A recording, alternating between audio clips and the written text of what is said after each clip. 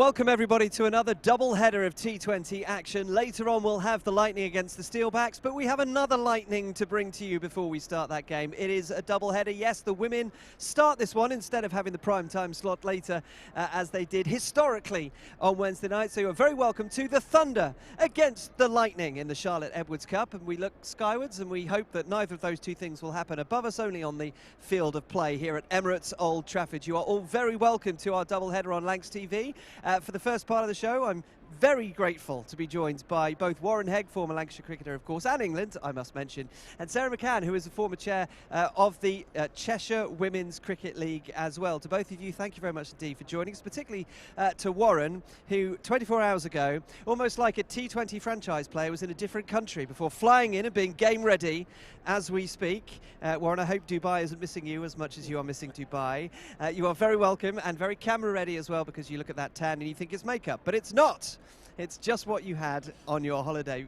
You're very welcome. You've missed a lot of cricket over the course of the last week, but you've been watching it on Lancs TV. I know you have been.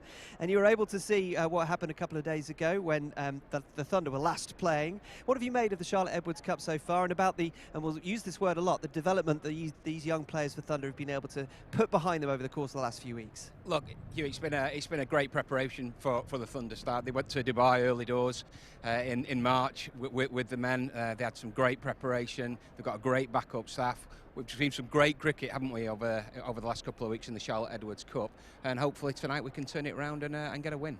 Yeah, it's going to be fascinating to see these two teams, because the only win that the Lightning have is over the Thunder. The Thunder also have one win. They're separated by just a point in the table, and there's going to be that element of it. You want to make sure that there is at least some sort of disparity between the two, and that will make one of them desperate to be on the winning side. Absolutely. It's a massive game, isn't it, this? Two teams that are looking for a win in this competition, get their season started a little bit, try and catch those top two teams in the division. I know you can see both teams are really preparing well. They're right up for this game, and on a great wicket here at Emirates Old Trafford. Let's hope we see lots of runs, lots of excitement, and the right result. Yes, let's bring in Sarah here, and last two out of the last 3 days, these teams, well, certainly the Thunder, but also the Lightning today, will be playing at Emirates Old Trafford on this pitch. We made a hell of a deal about it on Wednesday night, because absolutely rightly it was a moment of history, but just to get those overs, those games, those occasions under the belt for this team in particular, to be able to play at Old Trafford so regularly, it must do wonders for their self-belief, their confidence, and also their ability to understand just what it means to play here. Well, yes, I mean, the structure that they've put in place over the last 3 years has just been fantastic. It's what women's cricket has missed for many, many years. There was nothing like this 10, 15, 20 years ago, but now to see that they're all able to play in these competitions, the development of these competitions is fantastic, and being able to play at grounds like this is just superb. It's great for women's cricket in general. And just tell me, this might be a kind of a unnecessarily practical question, but when you come out to bat or to bowl on an arena like this, with all these stands around you and all these hundreds and thousands of people, how much do you have to put that to one side if you're not used to seeing it? Because you can understand elite level cricketers in the men's game who perhaps have had that over and over and over again. They can shut it out because it's part of the daily routine. But when it's not, going on that process of becoming aware of it and then blocking out, it's not something you can immediately do. So how important is that, and how much of a role does that play in a day like today?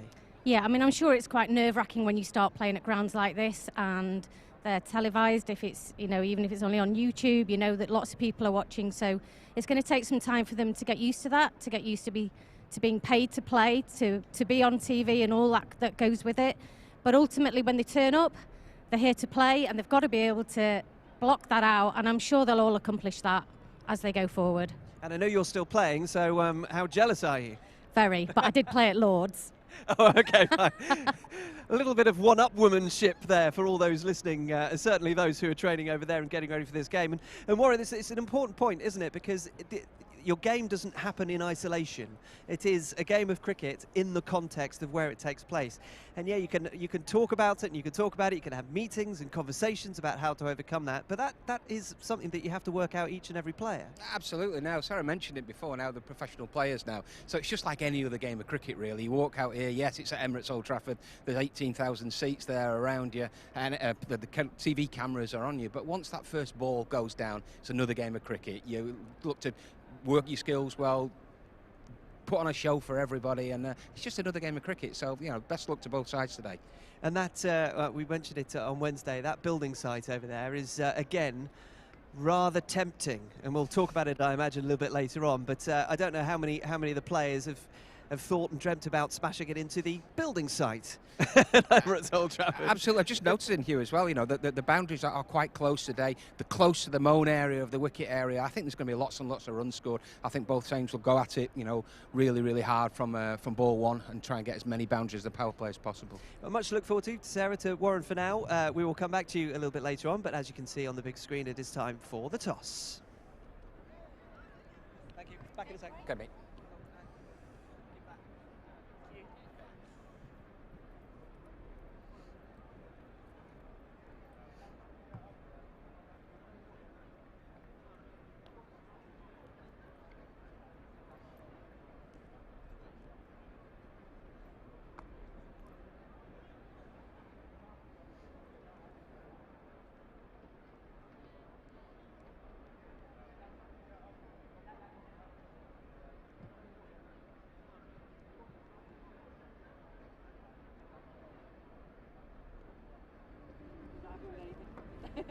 He'll let you know.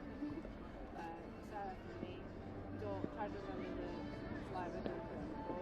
Try to keep going. Keep your overweight going as well. Probably gives you a chance to put things in and nearly double round to that side. Thinking if the ball does go. I don't think anyone's going to retrieve it for you. Leave it. Basically, get a spare ball. If there is somebody in there that's looking for it, not just great. If not, crack on with it, get a spare, keep moving. Overrates will keep you in form 6, 10, 15. We'll work with you as long as you put some effort in and work with us as well. Okay, we'll let you know.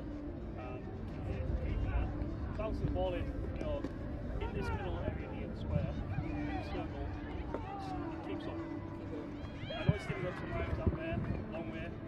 Just try and one bounce here. Alright? Okay, happy. Right.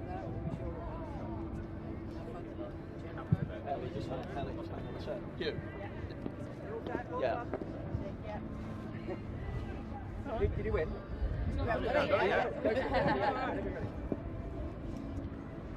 Heads. Well, it's bad, is it? Yeah. Enjoy. Have a great game, guys. Enjoy. Winning toss for Emirates, you, and then Ellie. Just hang on a second. Thank you, Catherine. It's hard to hear from there. So here we are, we've had the toss, and Catherine has won it. And what are you going to do for the Lightning? Tell us why. I think it's a bit of a used wicket. It's quite dry out there, so hopefully I'll do a bit more later on. Tell us about your competition so far. How much of your younger players enjoyed the experience of the Charlotte Edwards Cup? Because I know your win came over this opposition today and you want to do it again. Yeah, I think it's been a big learning experience for us. We've come on a lot since last year and just haven't got over a line in a couple of games, so hopefully finish off well today. And you'll be able to confuse the crowd massively because they'll be cheering for the Lightning later, but they'll be wanting to not cheer for the Lightning now. So you can rely on somebody not paying attention at the very least, Catherine, is that right? Yeah, hopefully a few accidental Lightning fans out there. Tell us about your team today. Yeah, so Josie Groves has come in for Teresa Graves today. Cool, thank you very much indeed. Go well. That's Catherine Price, the Lightning captain. If you could pass it on to Ellie, who's going to come in. Ellie Frokeld, and everybody who wins the toss bats first, so you'll be chasing today. What do you think of that? Yeah, we aren't too bothered, to be honest. I was hoping I would lose the toss, to be honest. So yeah, we're looking forward to having a little bowl first. Hopefully we can get them a couple down early and go from there. And the strength, certainly in the side, and with the returning Sophie and Kate, I appreciate they batted very well the other night, but the strength is in the bowling, so it'll be interesting to see what you can restrict them to. Yeah, absolutely, yeah, and we're on a used pitch today as well, so yeah, hopefully our bowlers can do a job and we can restrict them to a decent total. And you sit just a point above the Lightning in the table, so you'll be wanting to stretch that advantage and really finish off this competition on a high. Yeah, absolutely. I think results haven't really gone our way this campaign, but we showed some really good signs of positive cricket, so hopefully we can put a complete performance in today and yeah, get the win. Any changes to your team?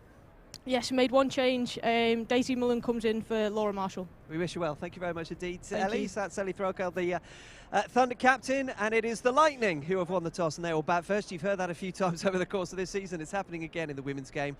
Much to look forward to. We'll be catching up with Warren and Sarah again in just a moment, but it is the Lightning who will bat first after winning the toss. Now time to introduce you to Carla Threlfall, who recently spent a lot of time in the company of some rowdy children.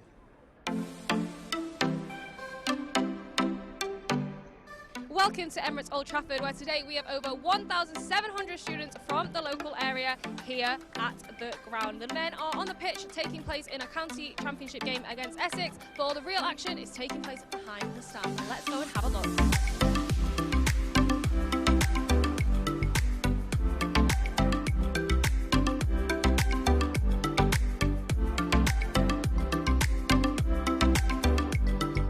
So what's kind of been the best thing for you about bringing the kids here today?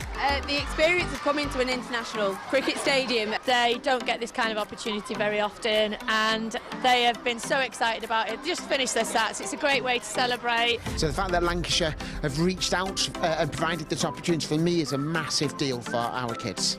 I think a lot of it is about inspiring young kids, so giving young children a real positive experience about cricket, trying to improve young lives through cricket. We do a whole range of things. We look after the recreational game, but the inspirational aspect of young children picking up a bat and ball for the first time and how that can impact positively on their lives is something that I don't think you can really measure, so we're really proud of that.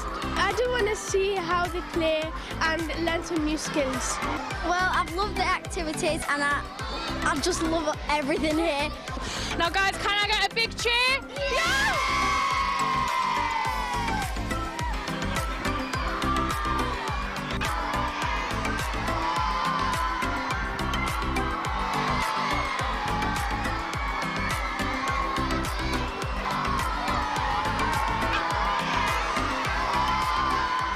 It's been an incredible day here at Emirates Old Trafford. We have had the best time, and I think all those children behind me have as well. If you fancy coming here to Lancashire very soon, we are just about to launch Vitality Blast for this season, and we would love to see you here. So before we start play, we wanted to spend some time in the company of a Thunder starlet, potential star of the future, current star, Emma Lamb, who's did you like all of those things, Emma? Are they all right? All of them. All Keep of those feeding things. my ego. Just as you are on the screen now, it's going to come across the bottom of you there. Emma Lamb, starlet. How have you found your season so far? Because we caught up last season when you had that real breakthrough time at the top of the order and really enjoyed what you were able to do out in the middle. How much have you been able to build upon that and develop the game that was so important to you last year? Yeah, I think I've had a decent season so far. I felt like I could have done a bit more personally to help us win a few more games. So I think I've got still a bit more to prove, but so far so good. Still a long season ahead. It is. We're at that point at the beginning of June, aren't we, where you appreciate you've got so much more to come. We're coming to the end of the Charlotte Edwards Cup, of course, and it's difficult, isn't it, because when you want to try and build momentum, you haven't got the easiest time of it because you've got a break, and then you obviously will have the 100 later on in the season after that too. How do you try and work to combat that and get into some sort of nick and then develop that as the season goes along? Yeah, absolutely. I mean, the breaks in between gives us a good time to like refresh and keep building, working on things personally.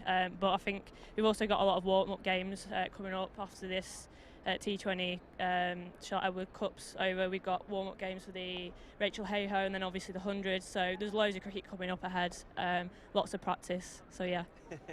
Yeah, I can imagine that you really enjoy all the practice Absolutely. when you could be out there I do. playing. But there is an element to it as well, is that particularly if you're a batter and you want to get into a groove, how important is it to be regular and to make sure that you are, even if it is in practice matches in the nets, feeling right, because you want that to extend as long as possible, don't you? Yeah, absolutely. It's important to feel right, but sometimes you don't quite feel right and you still have to find a way of getting runs. I think that happens quite a lot as a batter slash bit part-time bowler, but yeah, I think it's important to just like keep improving personally and as a team and just do your best, and if it doesn't quite feel right, you have to find a way.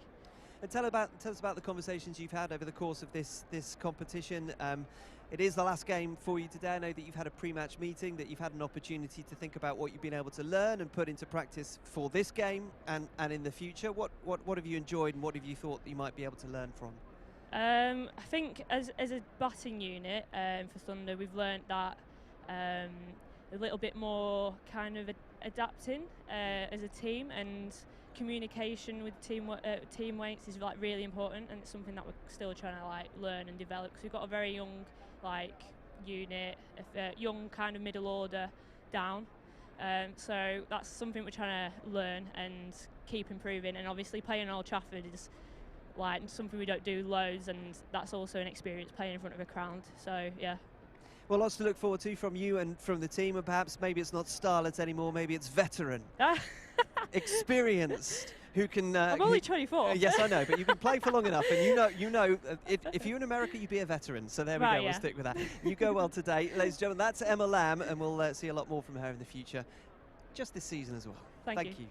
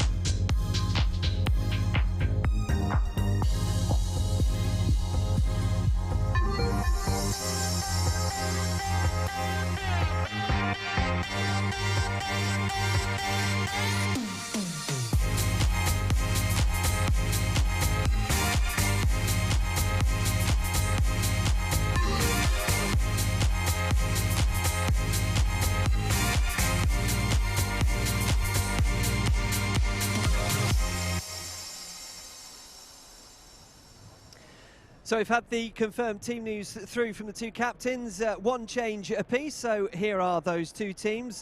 For the Lightning, who have won the toss and be batting first, it will be Marie Kelly, Beth Harmer, Ella Claridge, Sarah Bryce, the captain Catherine Bryce, Bethan Ellis, Sophie Munro, Josie Groves, Piper Cleary, Lucy Hyam and Grace Ballinger. And for the Thunder this afternoon, it's Georgie Boyce, Emma Lamb, Kate Cross, Sophie Eccleston, Danny Collins, Ellie Threlkeld, the captain, Laura Marshall, the one change, Daisy Mullen, Phoebe Graham, Hannah Jones and Alex Hartley. Just the way you like it. So good, so fresh. So Warren Hegg and Sarah McCann are once again with me. It's going to be fascinating to see, Warren, isn't it? Because when Sophie Eccleston and Kate Cross came back from their T20 exploits, in much the way that the Liam Livingston did for the Yorkshire game, and you have done today, fly in and immediately make an impact. Although for Sophie and for Kate, it was with the bats. They are now numbers 3, 4, maybe 5. And I just wonder why that is. Is that a part of their game that they've developed, or is it simply because of the experience that they've been able to garner from playing in T20 cricket, playing internationally, that actually they've come back to the Thunder and they've realised that actually they might have been better than they thought they were? You know what, actually, Paul Shaw realises that what Sophie and what Crossy bring to the team, bags and bags of experience, loads of know-how about playing here at Emirates Old Trafford, and to have them at the top of the order, number 3, number 4, I think it's a great move from Paul Shaw, and the head coach here at Thunder, to put them up there. Daisy Mullen, again, you've mentioned that she's the replacement today. Great opportunity for Daisy. She's strong, she's dynamic, she hits the ball really well down the ground. So it's a great opportunity for her to come in and perform on the highest stage. And Sarah, the T20 cricket has given a lot of cricketers an opportunity to appreciate what they might be good at that they haven't had the chance to develop in other parts of their game. Because if you're a long-form cricketer, you'll concentrate on your bowling and you might do a bit of batting, but that's the batter's job. But what's happened in T20 cricket is the likes of Kate Cross and Sophie Eccleston have got the opportunity to bat more often in a role which requires them to do some big hitting, and now all of a sudden you give them the opportunity up the order, and you appreciate just how much that side of their game has got better. Well, that's right. I mean, T20 is so different to the longer format, and you know, anybody can kind of score. You can take a few more risks. You can work on some bigger shots that you wouldn't necessarily work on in the first 20 overs of a 50-over game. So it's always open, I think, to changes. And if you've got somebody in form down the order, then bring them up, especially when you've only got 2 that have really been showing form so far this season. Yeah, bring them up. Because there is, I mean, I don't know whether we thought this 20 years ago when T20 cricket came in. We had all sorts of preconceptions that were completely wiped out almost within a year or two. But there is that feeling, isn't there, that the all-round cricketer is going to benefit more from a game that you would assume would focus on the specialisms that people have, because Kate Cross and Sophie Eccleston are great bowlers in their own right, but if they can bash it a bit, why not do that too? Well, absolutely. You want to do everything, really, don't you? Who doesn't want to come up the order and have a good bat? But yeah, I think the T20 format has been fantastic for the growth of this, you know, cricket in general. Spectators, it's a shorter format, as is the 100 that's come in. So I think it's brilliant. And the flexibility, Warren, as well, of the lineup is very important in all cricket when you play it in the T20 format, because you just got that sense, haven't you, that you've got to react to things which are happening faster by definition because it's a shorter game. Absolutely, and T20 players these days, Hughes, they do everything. They bat, they bowl, they field. They're dynamic in every department that they do, and you can't hide anyone that only does one thing now in T20 cricket. And like you say, yeah, you've got to be flexible. You've got the captain, you know, Ellie Threlkeld, who's there. She's ready to go. She's like a bubbling time bomb for me. She's very, very close to having a match-winning performance. You know, you've got the players. You know, you look at down that Emma Lamb, who's been, you know, she's tasted that international. She knows what it's like to play in these big games now. So I'm really, really looking forward to seeing those players, you know, give an opportunity and get stuck in. Yeah, and we will see that very shortly. Well, we've got about just under 15 minutes to go until we start here between the Lightning and the Thunder. It is the Lightning have won the toss, and they will be batting first. It's time to throw it out to Carla, who I believe has ensconced herself with a number of the fans here. Thanks you. I am here in the stands, and we're going to see what people and why they are here spending their Jubilee bank holiday with us. I'm going to very politely see if this man would like to tell us, why have you decided to come and spend your bank holiday here today? Because we're cricket lovers. And have you been to much at the Blast here so far this season yet? Yeah, we came last Sunday. Oh, perfect. And you, how do you like coming to Lancashire? What's your favourite thing about coming to the cricket? Everything. Everything? Big fan? Do you play cricket yourself? Yes. Yeah? What's position? What's your favourite one to play? Batting. Batting. So a couple of years we're going to see you out here on this field, aren't we? Yeah, absolutely. We love it. If you guys on the stream at home, you live close to the stadium, get down. We still have tickets. You can get them online. They are just £1 for kids as well. So if you are looking for a way to spend your bank holiday, what better way than to be here at the cricket? But for now, we're going to see what's behind the Thunder.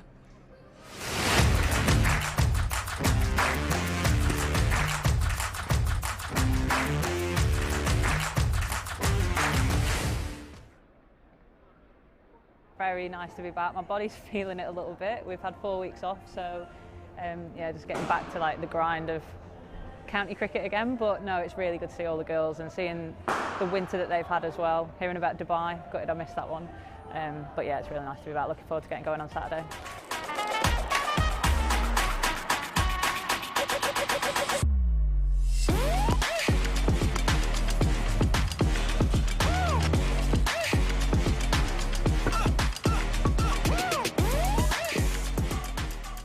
Got a really exciting group of cricketers this year who've made a lot of progress over the winter, and I'm quietly confident that we'll have a really good season, and yeah, I'm just really looking forward to some really big performances from the girls.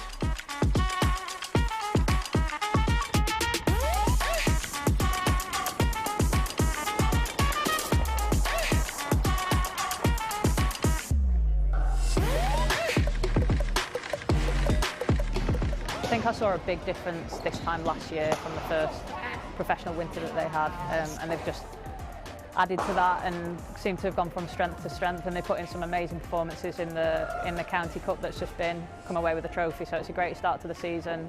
They all seem full of confidence, which is yeah, a brilliant place to be starting going into the Charlotte Edwards Cup.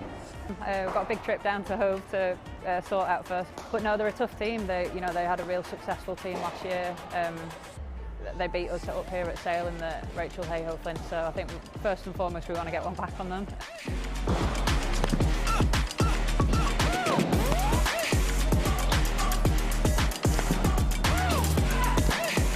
It'll be a tough game, but we're looking forward to the challenge. Just excited to get going.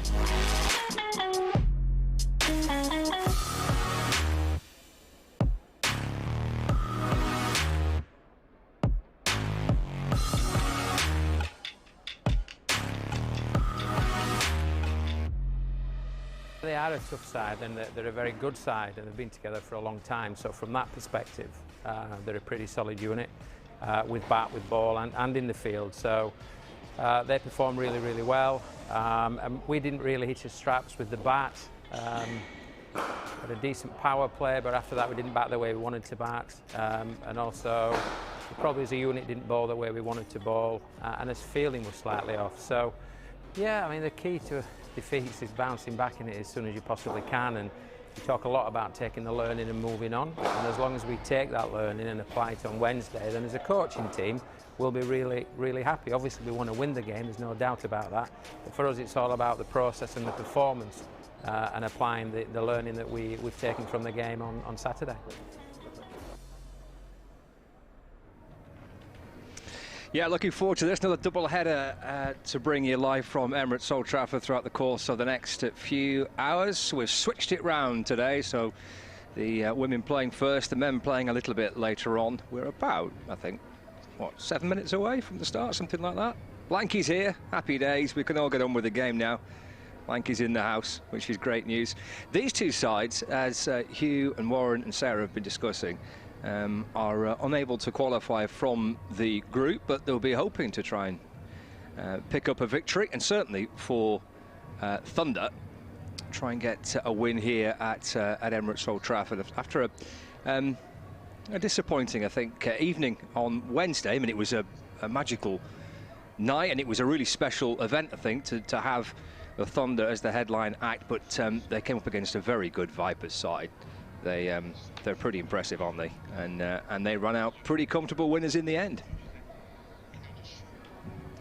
So we'll see whether or not Thunder can get back to winning ways. Just to remind you of that team news, they've made a change with Laura Marshall dropping out and Daisy Mullen starting for the Thunder today. So let's see if they can try and pick up a victory.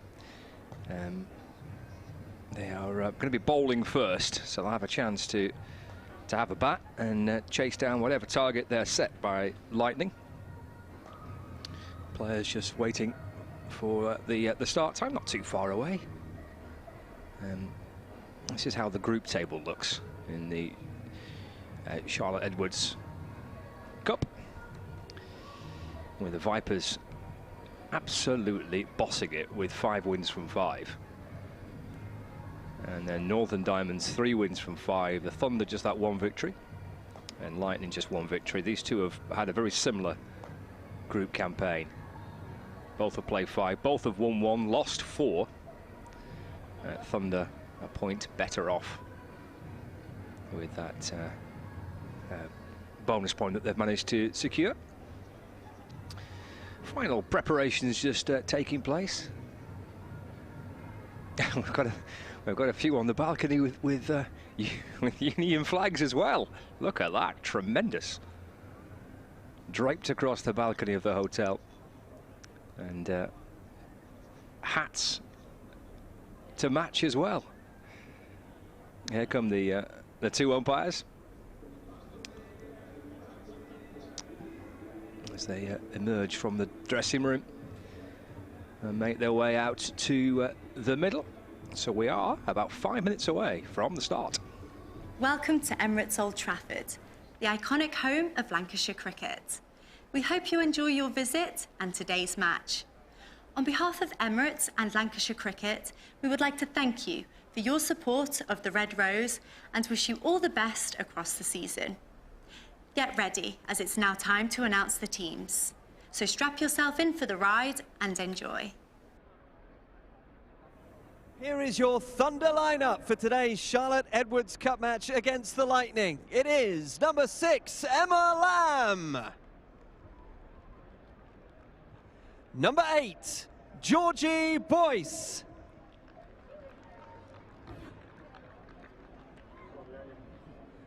Number 30 is Danielle Collins.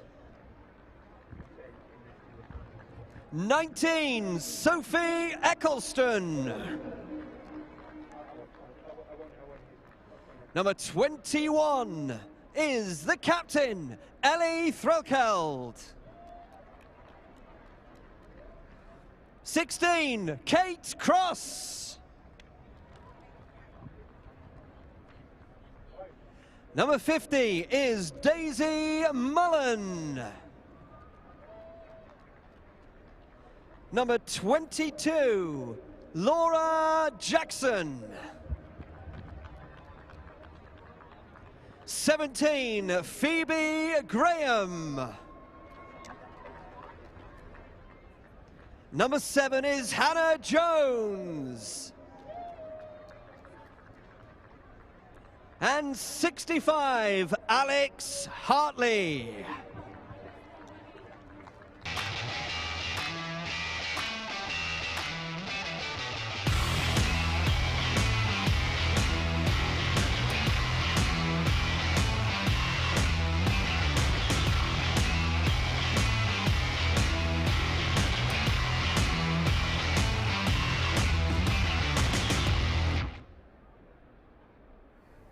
So it's time to welcome our umpires onto the field, Jasmine Name and Neil Pratt. Opening the batting for the Lightning, please welcome onto the field number 23, Marie Kelly, and number 11, Beth Harmer. And led by Captain Ellie Threlkeld, the Thunder.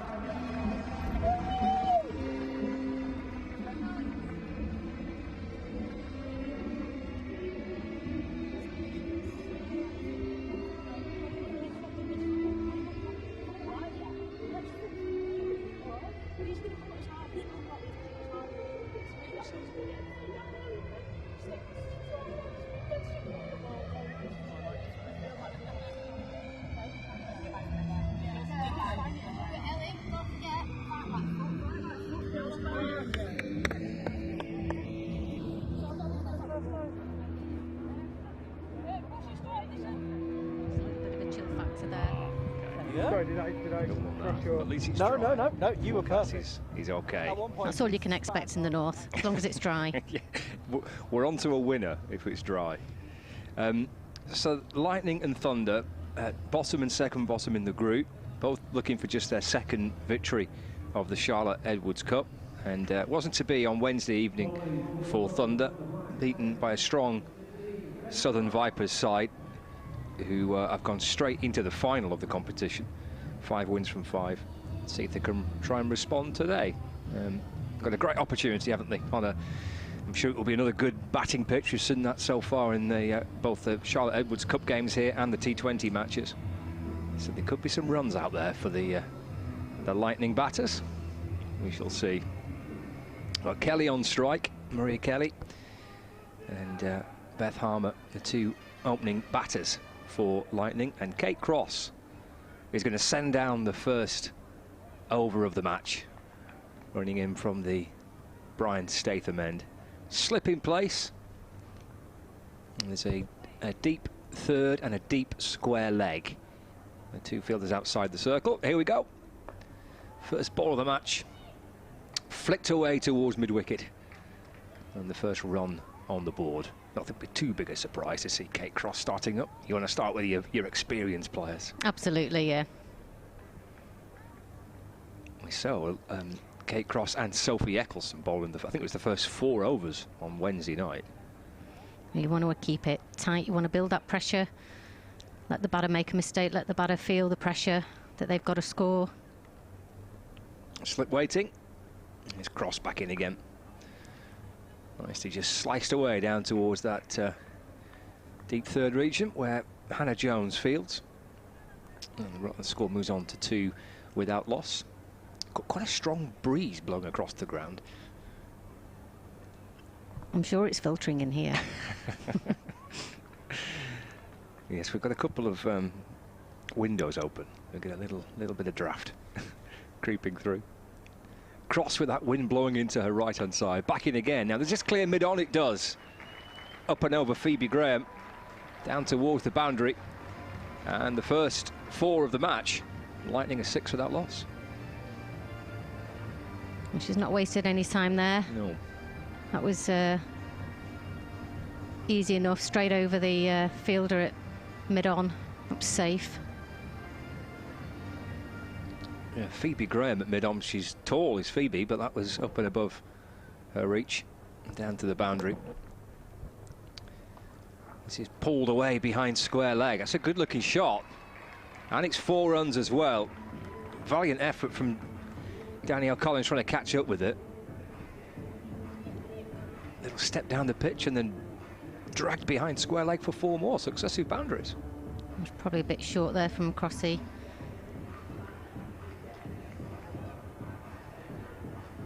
It's 10 so far off the first over of the match.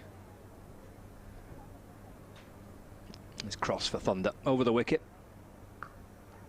And flicked away down towards deep backward point. Can Hannah Jones they're going for 2. Oh, that's a good run then. Yeah, very good run. Made their mind up pretty quickly to come back for a second there, I think. They did, yeah. As soon as the keeper though goes out to meet that ball, she'd already made that decision to run, hadn't she? So they managed a quick 2. Run the first one hard. 12 without loss, 1 ball left of the first over. Again, little step towards Cross. Nicely played through extra cover. Ending the first over with another boundary, the 3rd so far of the match. Nice shot through the covers for 4. Yep, in between the gap. Great start that, 12 off the first over.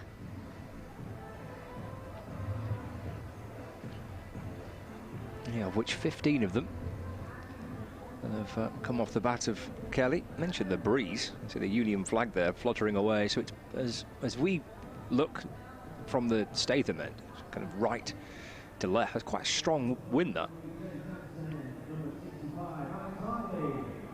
Well, the spinners can try and use a little bit of the breeze to their assistance. We'll see. Yep, might need to be some adjustments from the seamers there if it's the wind's just affecting that crosswind. So Alex Hartley will open up the bowling from the Jimmy Anderson end. So it was Cross and Eccleston on Wednesday night that got through the first 4, but Hartley into the attack nice and early. Got the sunglasses on, nice and bright and sunny now. There she comes around the wicket and bowls. Ooh. Up and over square leg for 4 runs. Just enough on it to clear the fielder inside the ring. She did. She committed early to the shot. She played it really well. Score moves on to 20. And Beth Harmer on to 5. So 4 off the first ball of the second over. Hartley again. Just dropped into the offside. Phoebe Graham comes up from point to field, and they get through for another good run. And that's the thing with T20, if the 4's not there, get a single, rotate the strike. Yeah, it's a big playing area, this as well, isn't it? So there's lots of room for ones and twos. Hartley again. Little shuffle down the pitch. Oh, and a missed stumping chance. Kelly coming down the pitch. Hartley almost with her first wicket there. That's it, sent out towards deep mid-wicket. Oh, that's a good-looking shot for 6. Again, got a hold of plenty of that. Ball disappears under the covers out on the mid-wicket boundary. It was a great shot, and again, committed early, went up and over. Although there was a fielder on the boundary, she was well over that, well over her. Yeah, Daisy Mullen out at deep mid-wicket. I think in that position where you're kind of not sure whether to sit right back on the rope, trying to hit the catch, or you come in thinking it might be a chance to save a single if it drops a bit short. It's a slightly awkward position, isn't it? It is, and I think early doors you'd probably be more in a bit because the batters aren't in, so you're probably more likely to be further in, but they're committing in their shots very early, so... 11 off the over. Oh, she's bowled her. And Hartley strikes back. Kelly going for a big hit again. That kind of slog sweep through deep mid-wicket. And Alex Hartley celebrates the first wicket of the match. It's a good comeback, having been hit for 11 in the over. Strikes back with a wicket. I'd be very pleased with that. I mean, really, it looked like she was playing the same shot to a different ball. Yeah, she was aiming for that kind of deep mid-wicket boundary again. Down on one knee. Yeah. Missed it, and it clatters into the stumps. And a double fist pump from Alex Hartley in the celebration. She enjoyed that. Early wickets is what you want, especially in a T20. Yeah, in the power play, if you can pick up a couple, you've got a real advantage. Ella Claridge, new batter. One ball left of Hartley's first over. So 4, then a 1, then a dot, then that's 6, and then a wicket. It's been a real mixed bag. And that's hit firmly to mid-off. The throw comes in, actually, by Georgie Boyce towards the bowler's end. It's the end of the second over. 27 for 1. There's T20 in a summary, isn't it, Sarah? You go for 11 off an over and you pick up a wicket. I know, yeah. I mean, 27 off the first 2 overs, that's great. But they have lost a wicket by doing that, so you've just got to make sure that you're not 27 for 1. It's party time on the 27 runs. Yeah, they're having a good time. Party time on the hotel balconies. I quite like the creation of the hat with the flag attached to it as well. That's a little bit of pre-planning involved. I think they're celebrating the whole weekend. I think they are. Why not? What a good idea, actually. Kind of bank holiday Friday. When do you ever get a Thursday and a Friday off work? Absolutely, yeah. Make the most of it. Bring your flags, bring your bunting. The beer's now, what's he using to open his beer here? He's using a shoe. what's going on there? Somebody's not brought an opener. It's Sophie Eccleston, left arm around. Balls to Harmer. Yes, a quick single. Pick up and throw by Georgie Boyce. Maybe a direct hit, could have been tight. Could have been. Very tight single, but that is T20, so they committed early, they ran early. 28 for 1. That's in 1 over from Cross, 1 from Hartley, and now Sophie Eccleston. Bowls. Now it's a big top edge. Skied it. Phoebe Graham's under it. And that's gone. Takes the catch. Never in doubt, really. Never in doubt. Went high. It did, and coming out of white clouds as well. It's never that easy. But she never looked like she was worried about that. Down on one knee, going for the sweep. Top edge of the bat, ballooned up. And Phoebe Graham, safe pair of hands. Thunder pick up their second wicket in the power play. It's an encouraging start, Sarah. 28 for 2. It is.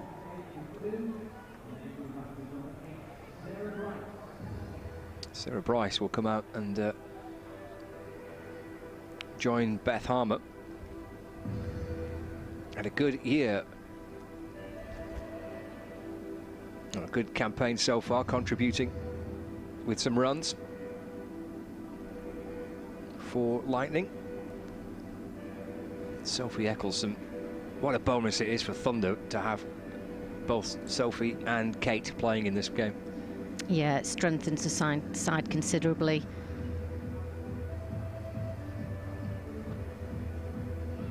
So 28 for 2. 2 balls into the third over of the match. And Sophie Eccleston's into Bryce. And that's cut through the offside. Gets underneath the fingertips of Alex Hartley.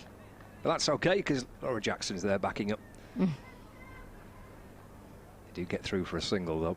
29 for 2. Harmer back on strike. Oh. Yeah, big appeal for LBW. Oh, that was worth an appeal. Not given. Quite a sustained appeal too. Kind of grew a bit of momentum as the appeal went on. I think Sophie fancied it more and more as she was appealing. Yeah.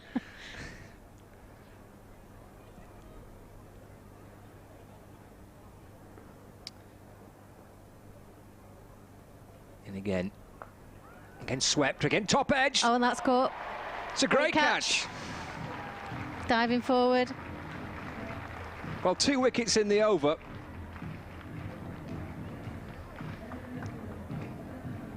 Eccleston striking twice here in the third. And this is a great start for Thunder. 29 for 3 is a terrific power play so far for the home side. Top edge here, it looped up. It was just for a second, I thought, dropping safe. Daisy Mullen with a wonderful diving catch. It was. .29 for 3 with a delivery, I think, to go of this third over. And 2 wickets in the over for Sophie Eccleston. There's a reason why she's one of the best. And no surprise, Ellie Threlko, the skipper, saying, I want Sophie bowling in the power play for something like this. Absolutely. When you're facing one of the best bowlers in the world, it's always going to put a question mark in your mind. Do you take her on? Do you dare? I suppose it's a difficult one, isn't it? Because you do have to try and attack. You are in the power play. But the challenge of facing one of the best in Sophie Eccleston. And so early on in the innings as well. Catherine Bryce. Nicely played. I'm going to come back for 2. No. Thought they were going to do it first. Daisy Mullen there catching up with the ball. So a run off the final delivery of that over, but it's an absolute belter from Sophie Eccleston. Picked up 2 wickets in her first over. And we've had 3 so far. And Lightning are 30 for 3. This represents a really good first half of the power play.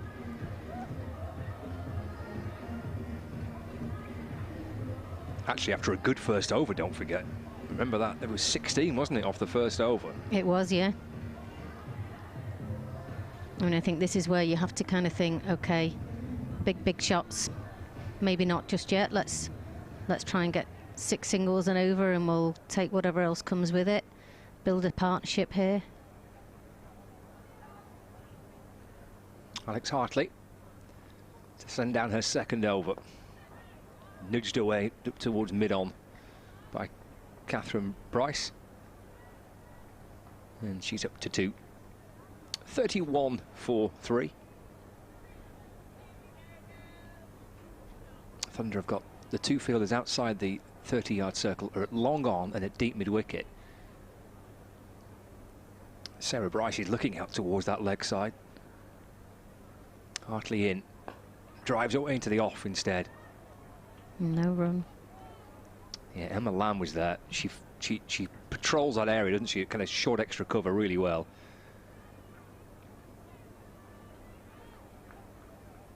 Much will rest on Emma again when Thunder come out to bat. But as Kate Cross was saying actually after the game on Wednesday, it's just dropped away into the offside for no run. Can't keep relying on Georgie Boyce and Emma Lamb. They've got to find runs elsewhere in the team. And that's it. And when you lose two openers like that, the rest of the team really have to step up and work hard.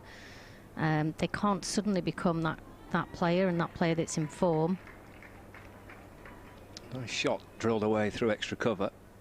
Emma Lamb does catch up with it and they come back for two. But they can work through the rest of the innings and work with their own style of batting and sensibly put something on the board they can defend. Hartley balls again. Nice shot. Yeah, just Easy eased up to single. mid-on. Collins coming up from the boundary in front of the pavilion. It's a 34 for 3. Final ball of the fourth. And it's a dot ball just nudged away towards mid-wicket. Well bowled. It was good over that. Yeah, 4 off it. Good comeback from Alex Hartley. Probably helped by the previous over from Sophie Eccleston. There's a sense of pressure being built here. But still had to be bowled well by Alex, and she did just that.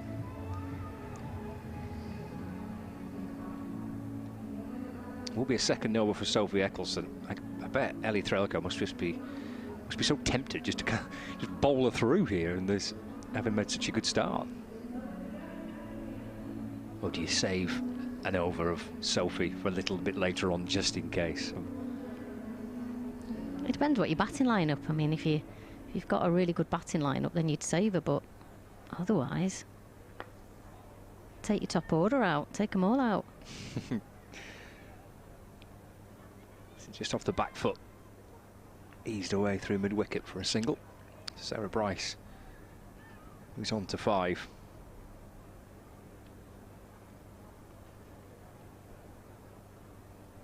Sophie Eccleston in and bowling. Phoebe Graham comes up quickly from mid-on to again deny the possibility of a quick single.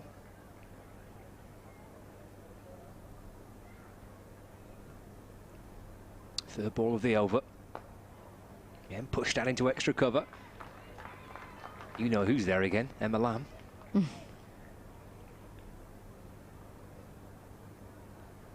Does so well at that close extra cover position. Shot. Yeah, it's away to Lamb's left, up towards deep extra cover. Or Jackson Fields. Nice shot for a single. 36 for 3.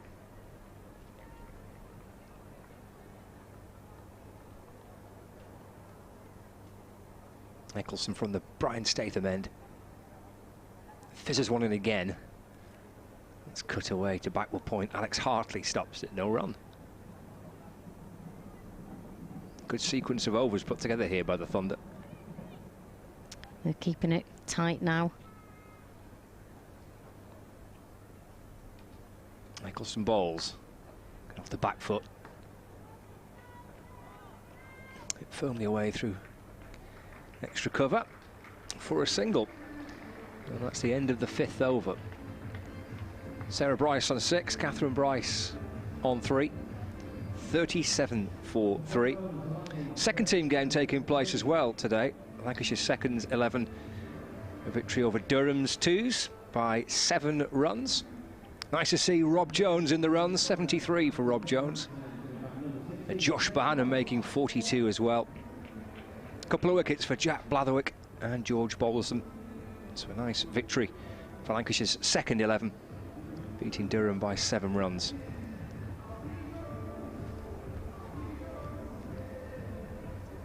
Kate Cross returns from the Jimmy Anderson end.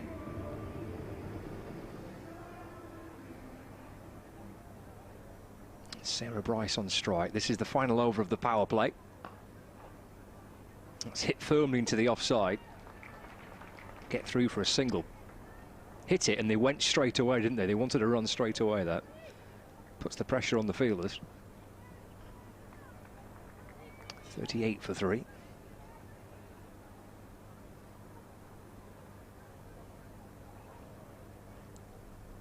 Cross, whose first over went for 17. And just dropped away into the offside by Catherine Bryce for no run.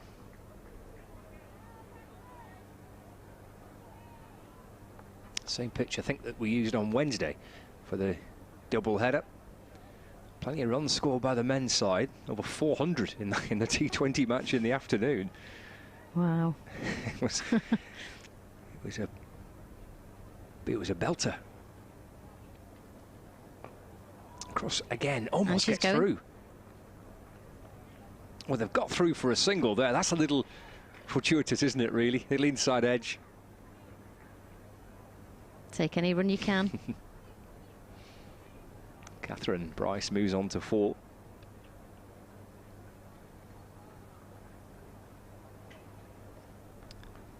Great Kate Cross, I think, having a little natter on the way back to the top of her mark. Thinking, took a very cheeky single off my ball in there. Oh, that's muscled away through the onside. That's a big hit. That's gone for 6. Great hit. And a shorter ball than the other ones.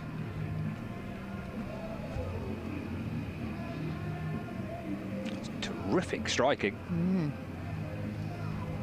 It's cleared the road by 10 or 15 yards, that.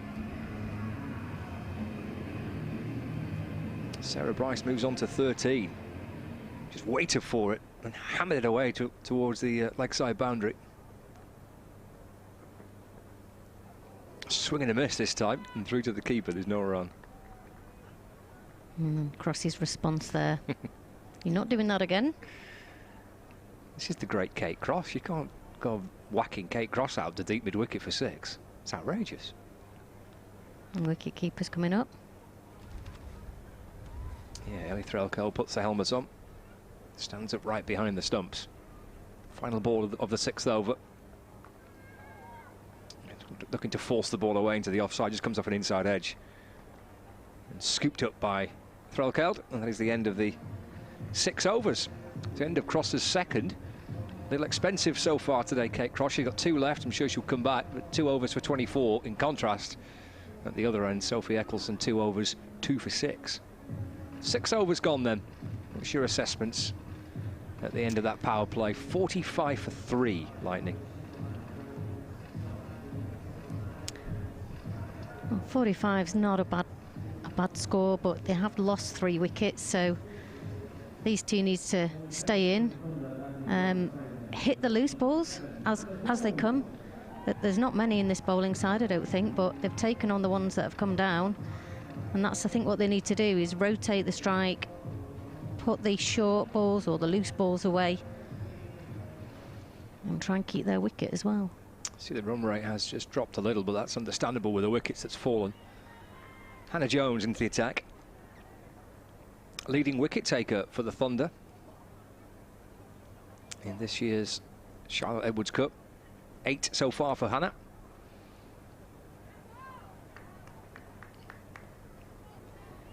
Just eased away towards backward point. Alex Hartley inside the circle. Fielding. Jones bowls again. That's a great shot. Fielder down there in the deep, so just 1 run. Yeah, Sophie Fielded by Eccleston coming Sophie. up. Yep. Well, if we got out, now we're out the power play, aren't we? So we've got Sophie Eccleston at long on. There's a deep mid wicket. There's a deep square leg, deep extra cover. Little flick off the pads, but straight to Phoebe Graham. Didn't bowl actually on Wednesday.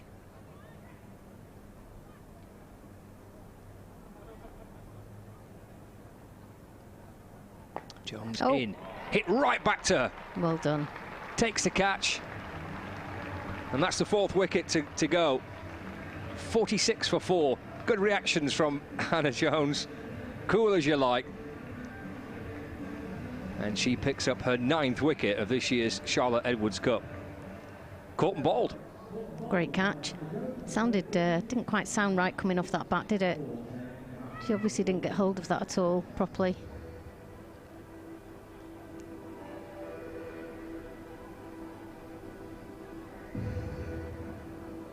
Got a handy habit, Hannah Jones of taking wickets. It looks so routine, that, doesn't it? But that's coming back at you pretty quickly. Yeah.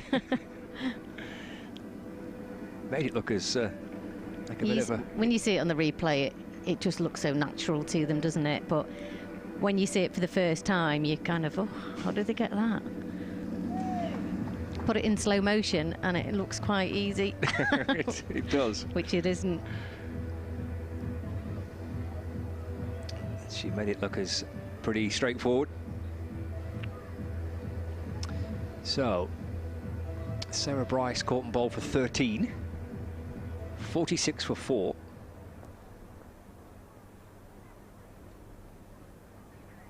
And Ellis, the new batter. It's a great shot through the gap, all the way for 4. Oh, what a shot first up. It's one way to get off your mark. Brings up the 50.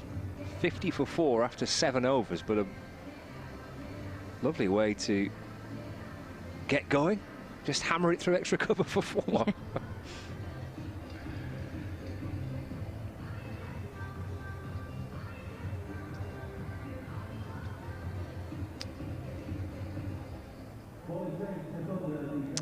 I mentioned that Phoebe Graham didn't have a ball on Wednesday. She's going to have a ball today. She's into the attack at the start of the 8th over. Bring you a little update on the Test match as well. Keep an eye on England against New Zealand. Of course, Lancashire's Matt Parkinson in that England team. New Zealand are 78 for 4 in their second innings. They lead by 69 runs in the game at Lord's. Keep an eye on that throughout the course of the day. Phoebe Graham will be with me a little bit later on for the evening game when Lancashire's men's side play the Northants Steelbacks. Phoebe will be part of our commentary team a little bit later on, so looking forward to that. I hope she has a good game. I mean, she's a very chirpy character. But I hope she gets a wicket or two, and she'll be even more happier. Well, she was smiling before she's even started her over, so just a single there. Yes, it was almost stopped, wasn't it? At point by Alex Hartley. 51 for 4. Yeah, extra interest in Phoebe having a good game here. And she's in good spirits for a little bit later on. Bowling from the Jimmy Anderson end.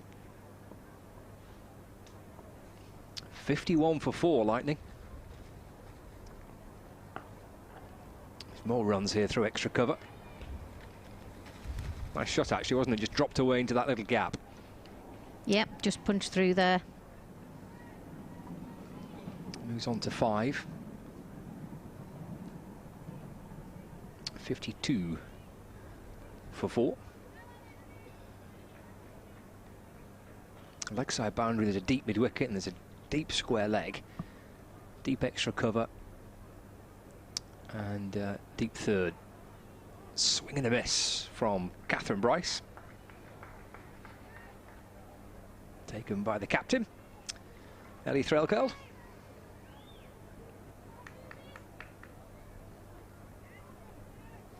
Hoping to enjoy a win here at Emirates Old Trafford.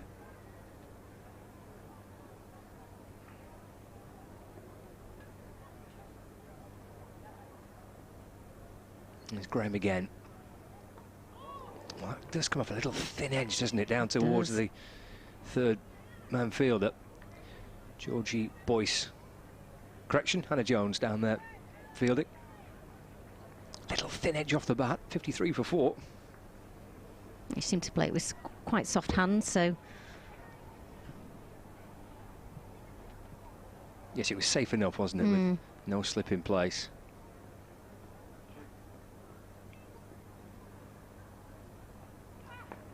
Graham bowls again, a fullish delivery, which Ellis looks to try and drive away. Looks like she was just coming around a bit there. He kind of wondered whether she was looking to go up and over the top and maybe decided it wasn't the ball after all.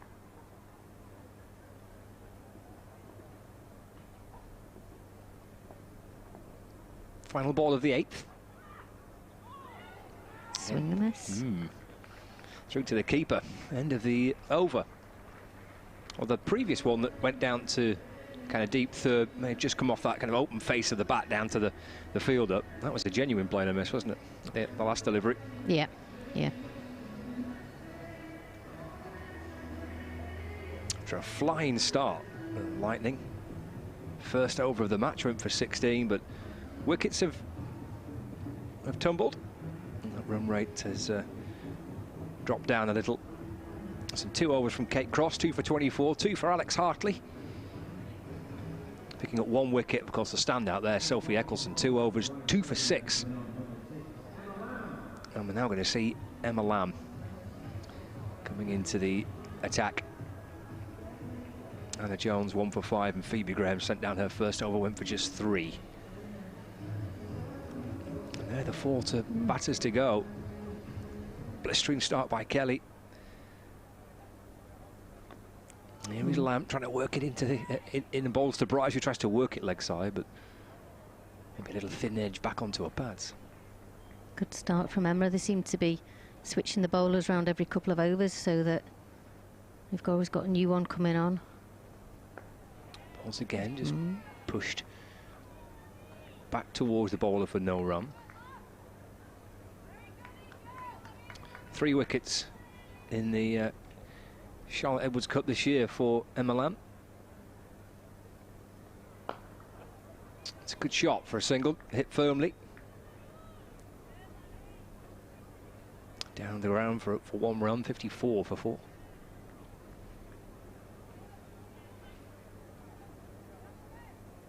She's always in the game, isn't she, Emma? Whether it's with wickets or with runs, or busy in the field.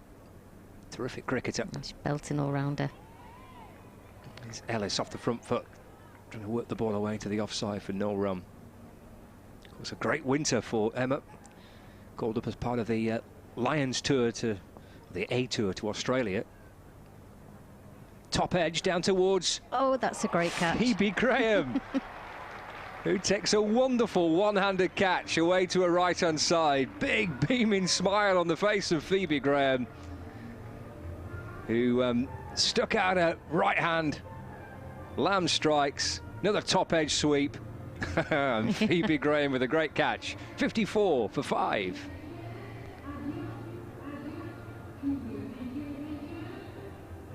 Lamb picking up a wicket in her first over. Top edge. Here comes a dancing Phoebe Graham. Up you go, take the catch, one-handed. Yeah, she didn't get hold of that properly, did she? Looked like it hit a bit higher up on the bat.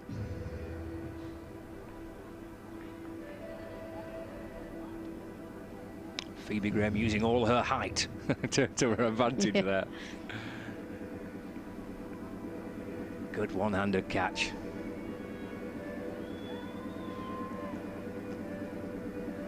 Now she'll relive this a little bit later on in the commentary box. She'll talk us through every single moment of this catch.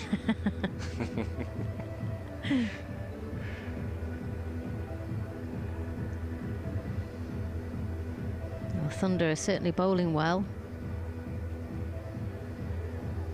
Yes, it's a good start, isn't it? 55 for 4. Cleary, the new batter, just goes back and defends the final delivery of the 9th. 54 for 5.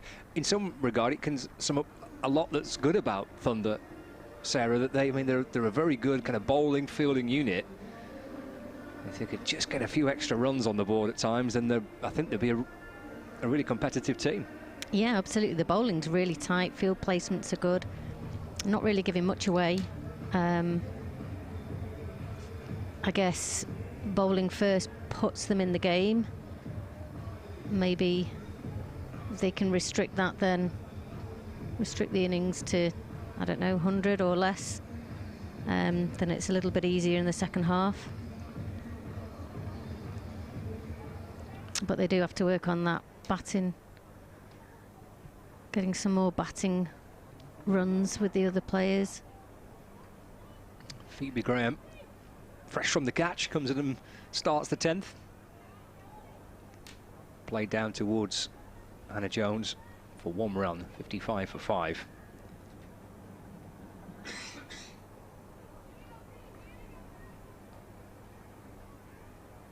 That is the challenge for a Thunder moving forward.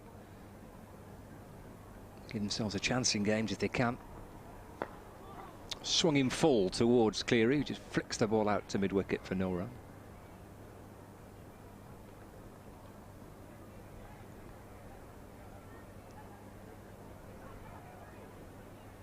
Score remains on 55, 4-5.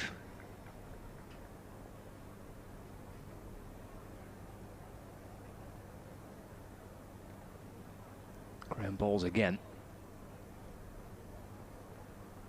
She turned out towards square leg. A little bit of bat as Cleary just flicked it away off the hip.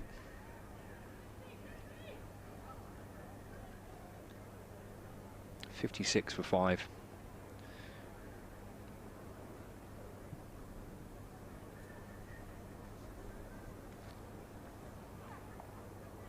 Nicely played, down to third, just for a single.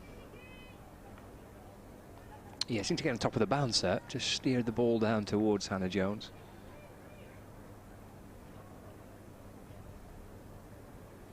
Just looking at the reverse fixture between these two sides last month. It looks like it was a tight game. It was, yeah. Went right towards the end of the match. It's punched away through extra cover for a single.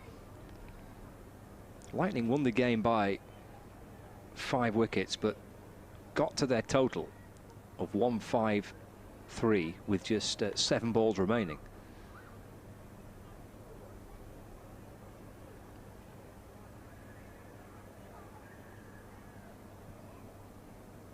Thunder making 152 for 5 in the reverse fixture.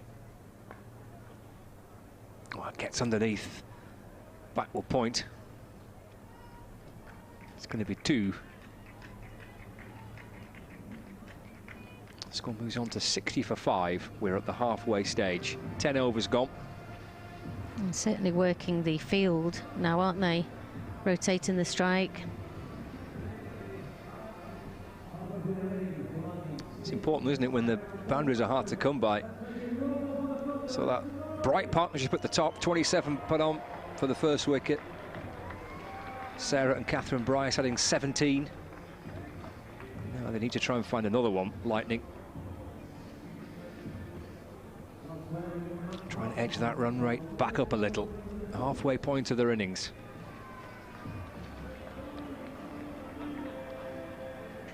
Cleary on strike, and Emma Lamb.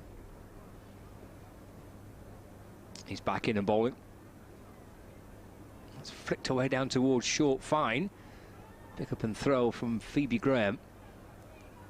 Got through for a single.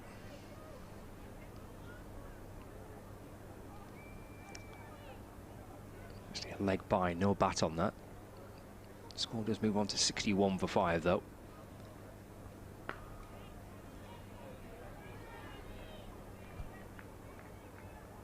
Just pushed away back towards Lamb for no run. Spins the ball from one hand to the other. And again, and forward goes Bryce and plays it back to Lamb, no run. Just not giving anything away. Tight stuff this, isn't it, from Lamb? Very tight. Be creating quite a bit of pressure out there. Jags back in towards Bryce. You can see she's thinking, I need to start scoring off her. She's thinking about where to try and place it. She's only gone for 1 run so far. 2 balls left of her second over. Too short. Yeah, just dropped a little. Allow Bryce to rock back and pull it behind square on the leg side for a single. 62 for 5. Emma Lamb got runs in that fixture against Lightning earlier on this season. Clearing off the back foot, working the ball out towards mid-wicket. Well, except for the last game, she's been in great form. Yeah, she got 56 in that match, but again, it's what we were saying before. It was Georgie Boyce and Emma Lamb that basically put the runs on the board. Boyce made 71, Lamb made 56. Thunder made 152 for 5. Nobody else got into double figures. No.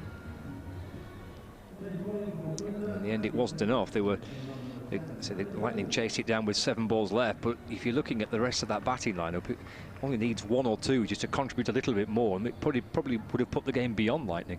It would. I mean, it was chased down by Bowman on 50. She got 59, and Kay Bryce got 29, and Claridge 24. So. And the Lamb, Hannah Jones, sorry, back into the They're attack. going for 2. Should be 2, shouldn't they? Ooh, yeah, I think yes. so. It's a big boundary, that. Of course, Cleary will know Emirates Old Trafford pretty well. She wanted 2 straight away.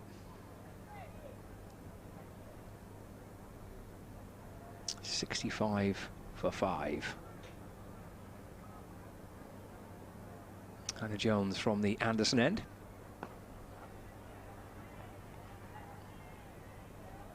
It just goes to show, you know, you chip in with 10 and 15, and you've got somebody getting 50 and somebody else getting 40. Those other 10 and 15 runs. Throw comes in, could be tight. That's very tight. Run that's out. It was Phoebe Graham with a pick-up and throw. Threlkeld clipped off the bails. You called it straight away, Sarah. You said this could be tight, and in the end it was too tight. Run out.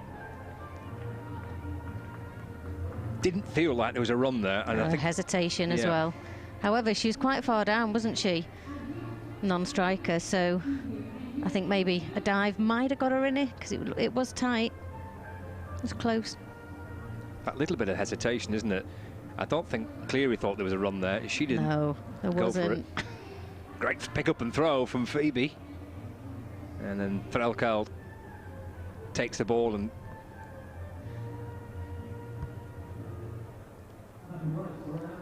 Bryce's run out for 13.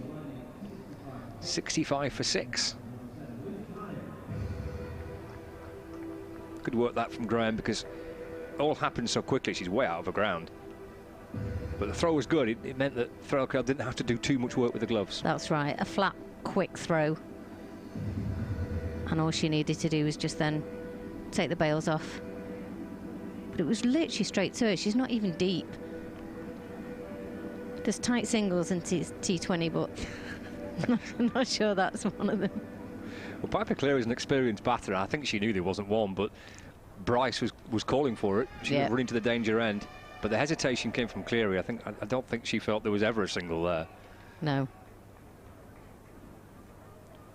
65 for 6, halfway into the 12th. Lucy Hyam, a new batter. Just drops it back down the pitch, and Jones fields off her own bowling, and there's no run. 2 balls left of the 12th over. It's deflected again down towards Phoebe Graham, who's quickly up from short fine leg. Sensible call. Yeah. That it wasn't a single. But it just shows, I guess, when you get a run out like that, Sarah, that the pressure is on the batting side here to try and force it a little bit. Well, that's it. I mean, they've cut down on the big shots, so they're looking at singles and twos, and you know, when a side's bowling well and bowling to the field, then it's hard. Taking a single off the final ball of the 12th over. Pushed away to extra cover. Cleary 5 and Hyam with that run off the mark. 12 overs gone. 66 for 6. Her Majesty's here. She's the Queen. She's watching. She's looking the wrong way. She's watching us. Looking the wrong way. You just need to spin that round a little bit. Get a much better view.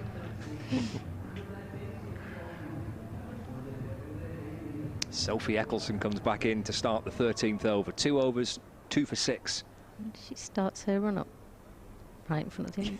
No, she's just having a look at. She's yeah. I just think, was she going to bowl from there then? No, she's just having a good look at her field. The umpire might have a word. Well, maybe she is. Maybe she does. She is, yeah. In and bowling. Oh! Swing and a miss from Hyam. It's just outside off stump, that.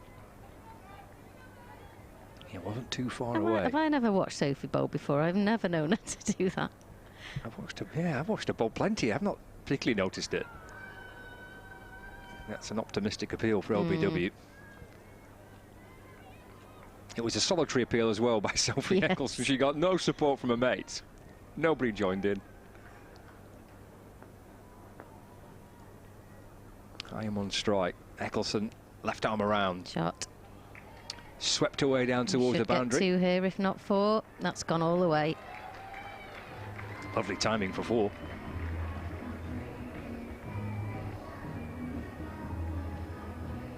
Nice sweep shot down towards the rope in front of the hotel. Laura Jackson trying to get round to cut it off, but Too far to travel. Even with her long legs. a deep backward square, and that was down to kind of walk to more fine, wasn't it? I am on 5, and she defends this next delivery from Eccleston, and there's no run. 70 for 6 in the 13th.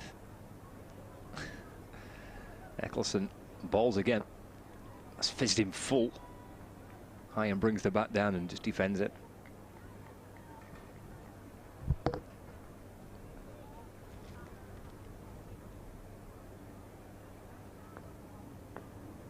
Final ball of Eccleston's 3rd over, 2 for 10.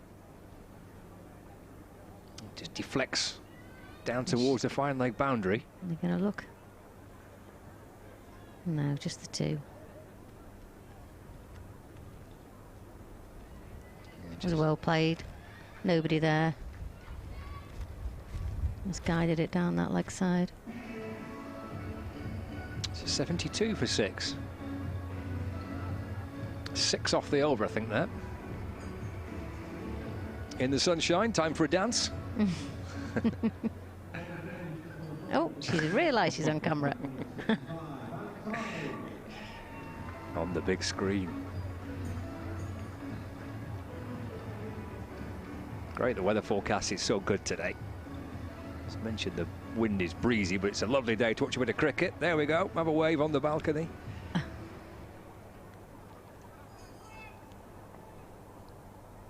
Here's Alex Hartley. Ooh. Clearly off the back foot. Driving it beyond Hartley for a single. Up to mid-off.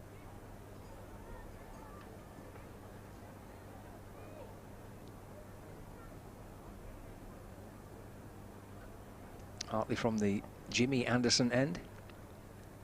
Bowling left arm around the wicket. That's swept. To the left of Hannah Jones at short fine. Daisy Mullen comes round to complete the fielding. And they've run 2.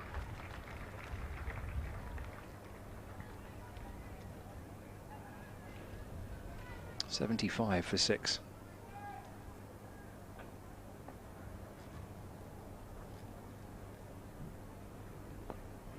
That's just defended again by Hyam. Hartley comes across and fields off her own bowling. There's no run.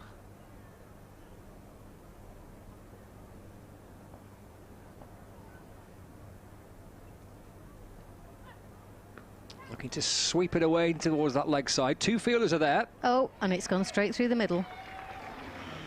Eccleston and Mullen. 2 fielders on the leg side boundary. It's very well placed, because I actually thought either of them could have got that, but it was right in the middle. Up and over mid-wicket. 2 after it. Neither could get to it. Well, that's a welcome boundary for Lightning. It's been a while. It has. You're needing a few more. That's gone through Eccleston. Sorry, Threlkeld, and picked up by Jones. He's actually missed everything. He's been given as a bye. Maybe a little extra bounce on that from Alex Hartley. Sure from this position just how much that may have turned. Bounce may have been a bit tricky for Ellie Threlkeld, the keeper. Cries of catch it, but it'll land in front of Phoebe Graham. And that completes the 14th over of the Lightning innings. 80 for 6. There's just been no sense of kind of any momentum being built up so far in the innings. I'm delighted to say that the guys on the hotel balcony, who I think were trying to use a shoe to open a bottle of beer, it looked have There they are. successfully done Give us it. a wave.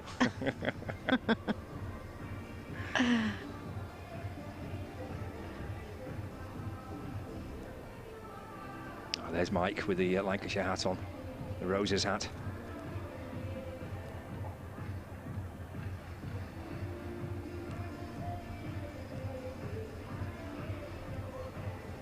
Yeah, pleasant day, nice atmosphere building up, and a good crowd in.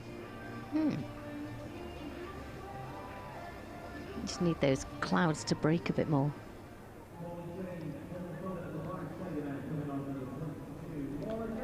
I would probably say there's probably more in for this game than there was for the evening match on Wednesday.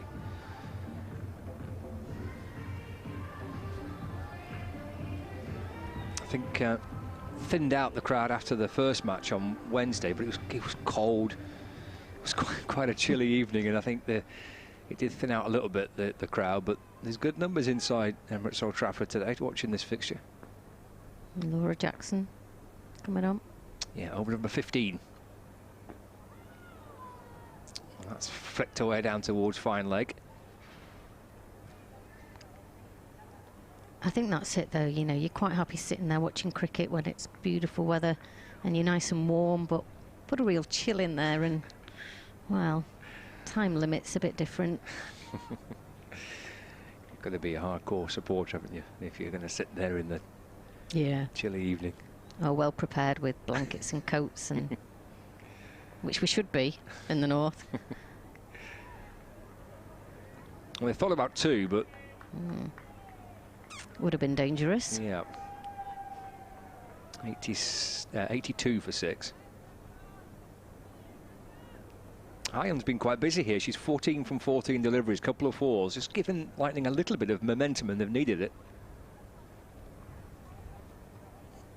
Looks to cut this next delivery, but playing a miss taken by the keeper. Right shot to play. There's nobody down there. Yeah, there's a backward point, but nobody on the kind of deep third. Jackson to Hyam. Just deflects away towards mid-wicket. Don't think there's much bat on that. Umpire will tell us for certain. No, leg by. 83 for 6.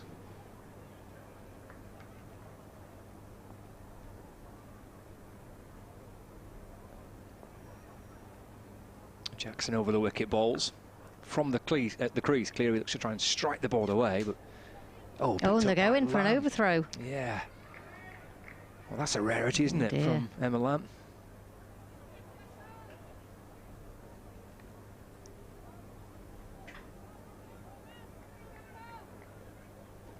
.84 for 6. Bonus run for Lightning. Laura Jackson with 4 wickets in the competition this year.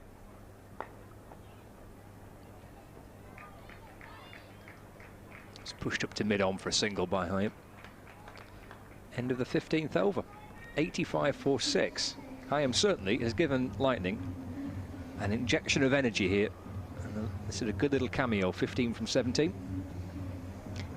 So they're just going to keep going as they are and back themselves to defend a lower total, or do you think they'll kick off now and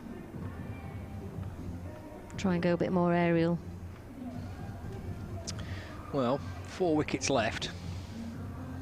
I wonder whether they might give it another over, try and nudge it around, then try and go.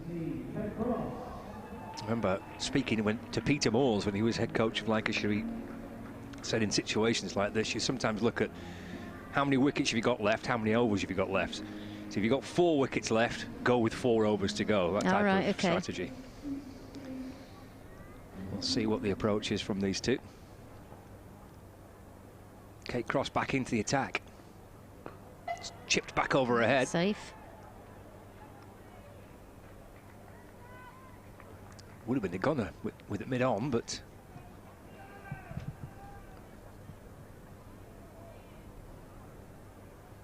Safe enough. So 86 for 6. Hyam moves on to 16, brings Cleary back on strike.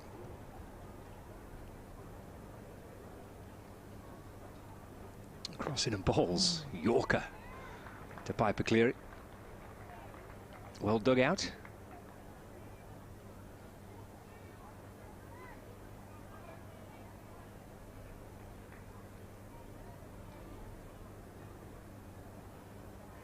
Two experienced players.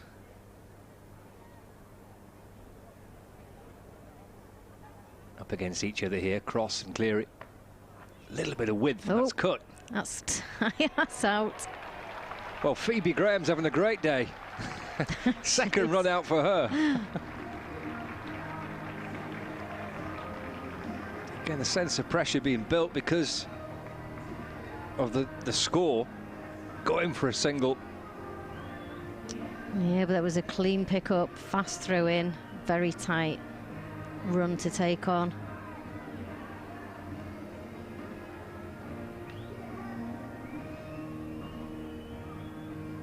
And Phoebe Graham for the second time in the innings.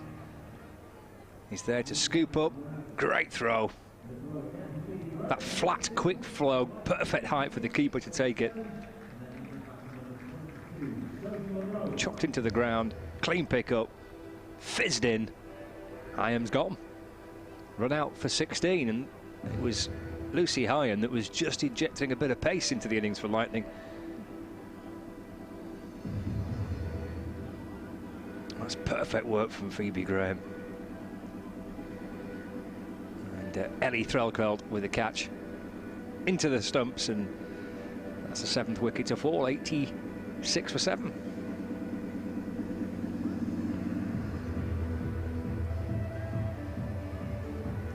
We've got Sophie Munro, new batter.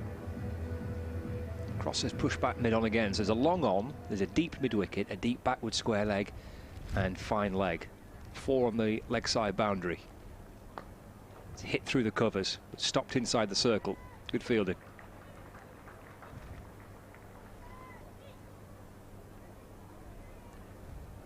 .86 for 7.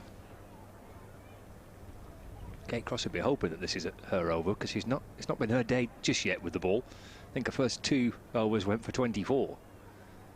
Come back well though. That's hammered away. Oh. That'll be 4. It's a quick outfield, isn't it, here? It's very fast if it's through the field.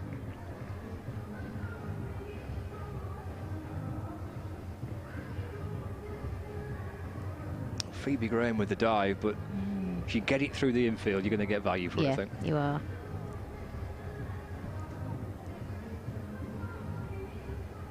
.90 for 7, with 1 ball remaining of the 16th over. Ron doesn't really get much to work with there from Cross. A delivery that comes back in towards it and just defends away into the offside. So 16 overs gone, 4 remaining, but 7 down, 90 for 7. So far for Thunder, it's been a really good day in the field and with the ball. Can they get through these final 4? Well, I think they'll be very happy with chasing anything under 100.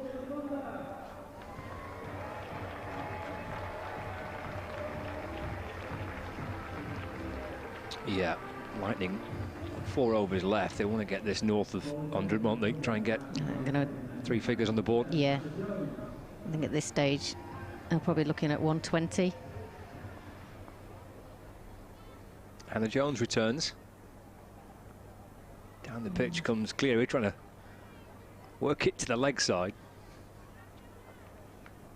Just deflects off the thigh pad and picked up by Jones off her own bowling. No run. I was wondering when somebody was going to come down the wicket. I think now's the time. Be on your guard, long on, perhaps. It's coming in your direction, this. Sophie Eccleston. Clubbed away by Cleary for a single. 91 for 7.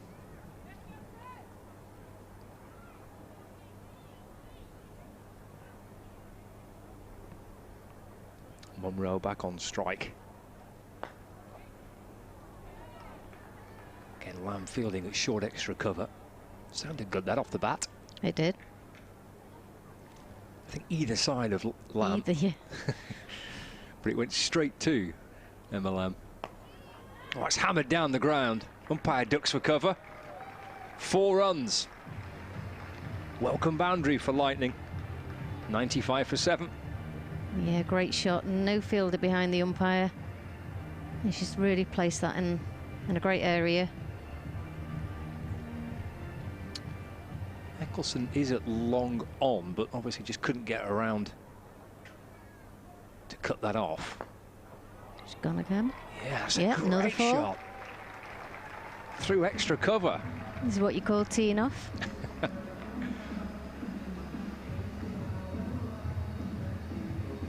Give yourself a bit of room, free your arms and hammer it away to extra cover for 4. Well, Munro's 12 from 6. That's a third 4. Working exclusively in boundaries. Edging towards the 3 figures now, 99 for 7. This is the last ball of the 17th. It's flicked away off the pads.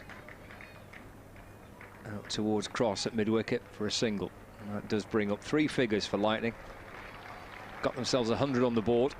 And they've got 3 overs left to try and get some more.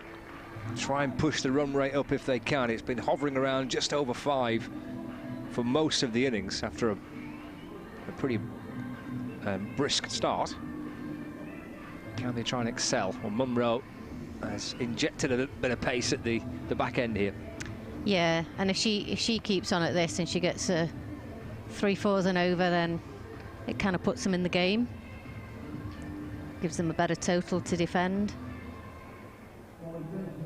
Oh, Sophie's coming on.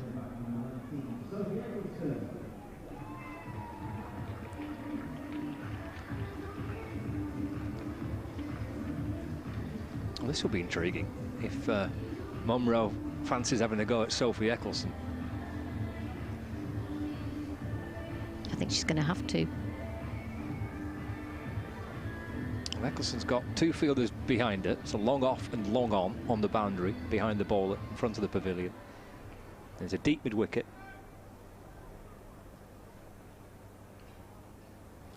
And she comes into Munro. Oh, great keeping. Very fast down the leg. Yeah, signalled as a wide. Yeah.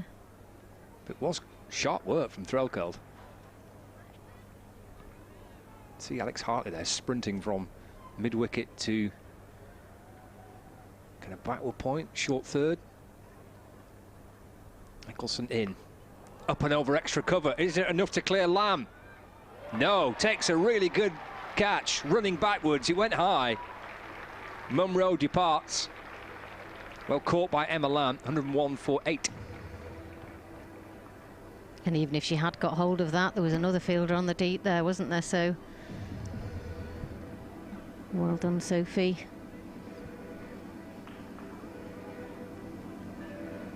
Yeah, trying to get it up and over. Could take that. Running backwards. Looking into the sunlight. Safe pair of hands. So 101 for 8, but there's not really much room for a kind of playing steady. Got to try and get what they can from these final overs.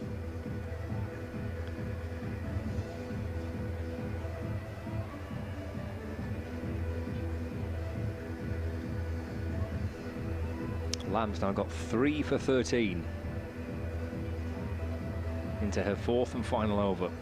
Sorry, Eccleston 3 for 13 in her final over.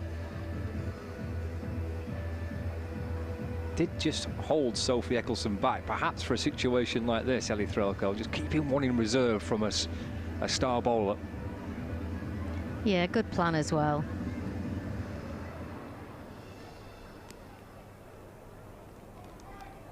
It's a Ballinger new batter.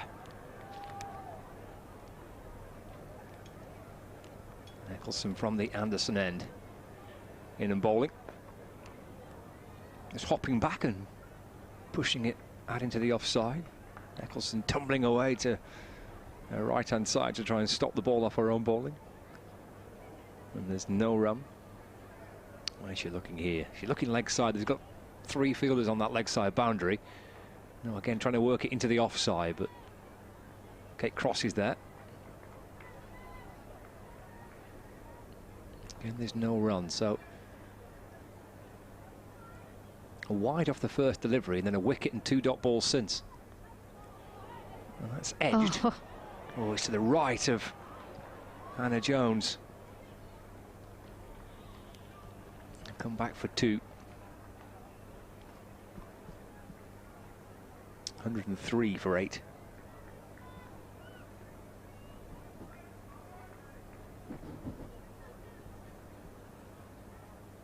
Ballinger waits. Eccleston's in. Drives to cross. Out. It's a forfer for Sophie Eccleston. Having a wonderful day at Emirates Old Trafford. The England and Thunder bowler. And it was her England and Thunder teammate Kate Cross with the catch. And that's the 9th to fall wicket to fall, 103 for 9. And it's 4 for 15 for Sophie Eccleston. She rarely fails, and that's why she's been kept back at this stage of the game when Lightning going on the attack.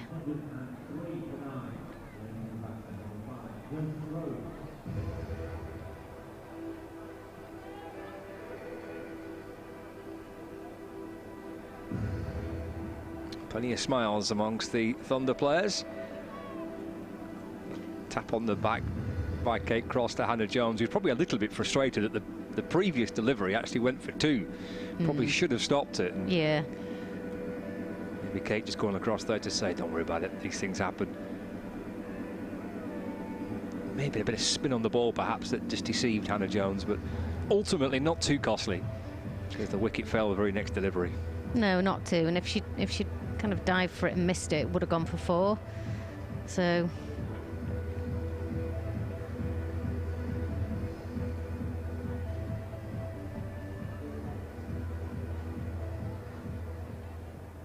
Groves, final batter for Lightning. This is the final delivery for Sophie Eccleston today.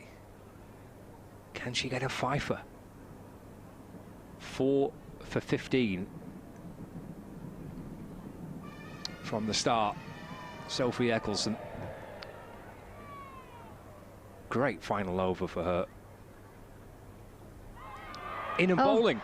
Stumped! Stumped! It's a fifer for Sophie Eccleston, who peels away in celebration. Wonderful moment for her here at Emirates Old Trafford in her Thunder shirt. And it's terrific work from Ellie Threlkeld. And Lightning all out for 103, and Sophie Eccleston 4 overs, 5 for 15.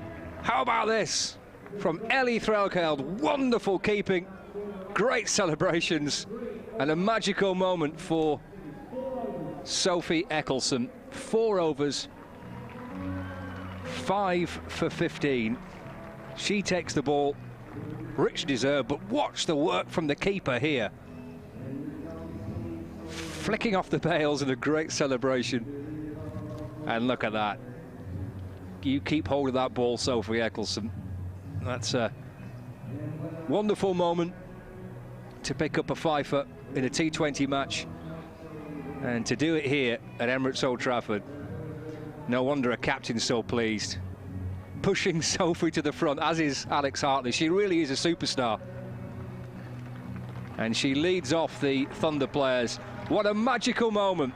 5 for 15 for Sophie Eccleston, and her teammates just hold back and allow her to take the applause. That's a brilliant return from a real star of the game. And it's helped Thunder bowl Lightning out for 103. They didn't bat through their 20 overs. All out for 103. And that's given Thunder a chance here. It's now over to the batters. They've got a chance here on what looks like a good pitch, on a big ground, to score runs and try and chase this down and give themselves a victory to end the group campaign. But Sophie Eccleston heading back up the stairs as her colleagues and backroom staff give her plenty of appreciation, and richly deserved. A magical moment for Sophie Eccleston. 5 for 15. Lightning all out for 103. Thunder have been set 104 to win.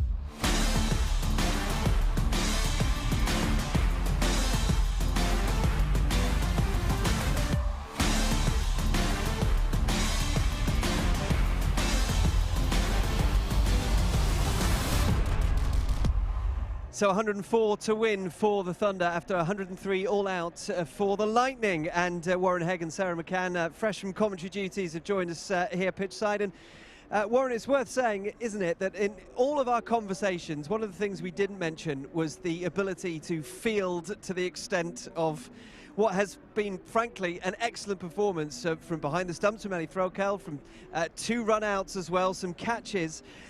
We'll come on to that because we have to start with the bowling of Sophie Eccleston, although she couldn't have done it without all of those things that we mentioned supporting her. Fantastic effort from Soph, wasn't it? She's come back from international duty. She got 5 for what? 5 for 17, was it? 5 for 15. 5 for 15, probably her best figures for Thunder today. Perfect conditions for her. The wicket was a bit dry, was taking some spin, and like you mentioned, some greatly able-assisted, great catches, and some fantastic stumping by Ellie to finish. Yeah, let's bring in Sarah and ask about that fielding effort. There was a couple of run-outs from Phoebe Graham. There was the stumping from Ellie that we just mentioned, and Ellie had to be on hand for those run-outs too. It's that kind of team effort that produces 103 all out and a manageable target as well. Brilliant, yeah. I mean, when you start creating that pressure, they bowled well from the start, they fielded well from the start, and that kind of creates and carries on throughout the game. Superb performance from Sophie there, taking five wickets, fantastic. But Ellie Threlkeld behind the stumps, leg side stumpings are just superb, so quick. Some lovely pictures of that final wicket for Ellie Threlkeld stumping. And the way that Lightning started, I think Marie Killing made, what, 21 off 8 balls at the beginning. There was a lot of runs off Kate Cross's first over. You were thinking, hang on a minute, but the way that the Thunder managed to pull the Lightning back after that blistering start goes to show what they did in the following 15, 16 overs. Well, that's right. I mean, they changed the bowlers, didn't they? So it's a good sign to change them so that they're not getting used to the same bowler. Get a couple of wickets under your belt, and that's what they did. And Warren, the first ball of Sophie Eccleston's 4 overs brought a wicket. The last ball did. There were 3 other ones in between. The first 4 wickets to fall to slow left arms for the Thunder here. What does that tell us about the pitch? It tells us a lot, doesn't it? We say it was a fresh wicket, but I think it's been used before, so it's always going to take a little bit of spin. It'll play right into Sophie's hand. She loves a wicket like this, something that she can get the pace right. She can take a bit off. She can put a little bit on. She wants the batsman to try and hit her, and it showed that her class and the gulf of class in between her and what she's been doing in international level was plain to see today. Although a word of warning perhaps for the Thunder batters, they need to appreciate that might happen to them too. Absolutely, and I think now that Paul Shaw, head coach Paul Shaw, will be saying that, singles are the order of the day, pushing into gaps. Let's try and accumulate the runs, like the 100 runs they can get them in ones. So let's be smart, let's do the right things, let's not look to burst the ball, hit it over the boundary all the time. Pick them up in ones and win the game comfortably. It's strange, isn't it, Sarah, because this is a manageable total, but it's how you manage going at that total in the way that Warren suggested. Your natural game, certainly with the way the T20 has developed that natural game to try and hit. It's a rare situation that's not irrelevant, but that's now, isn't it? Sometimes a lower total is harder to chase. But, you know, Emma Lamb and Georgia Boyce have been in form through this competition. Not in the last game, but they've been in form already. And Crossy's great hitter there. Sophie's got runs last game, so if they apply themselves and take the momentum from the first half, yeah, they should do this. 104 it is the chase to Sarah and to Warren. Thank you very much indeed. We'll see you a little bit later on. It is a manageable total, but how you go about managing it will be fascinating to see. But let's check in next with Carla, who is t'other end of Emirates Old Trafford. Thanks you. I am here in the sportsbreak.com stand, and it is definitely a party atmosphere, as we can see. We've got a stag do. It's Ross, isn't it? How are you enjoying today so far? Up the stag! And you're a cheerleader. Are you cheering on the Thunder and the Lightning later on? Definitely. Nice little bit of jazz hands. We're absolutely loving it. How are you enjoying the cricket so far and your whole day? It's going very, very well. What did you say? It's going very, very well. Ross is a fellow wicket keeper. He can't catch anything apart from alcohol. Jesus Christ. But you're enjoying. You've got the best seats in the house, haven't you? Yes. And if you guys want to be here in these seats, we've got inflatable sofas. It is amazing. Then keep an eye out now to see what Sports Breaks is all about. Hi, I'm Keaton Jennings, a batter at Lancashire Cricket Club, and we are here on the sportsbreak.com terrace at Emirates Old Trafford. And as you can see behind me, we're really close to the pitch. We've got sofas, park benches, and a lovely bar in the corner.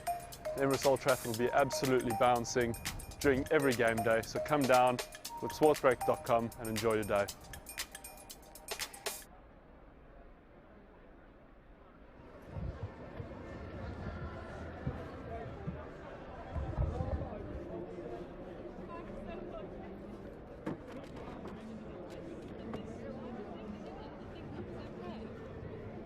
That's the only clientele in sports break, that's the issue.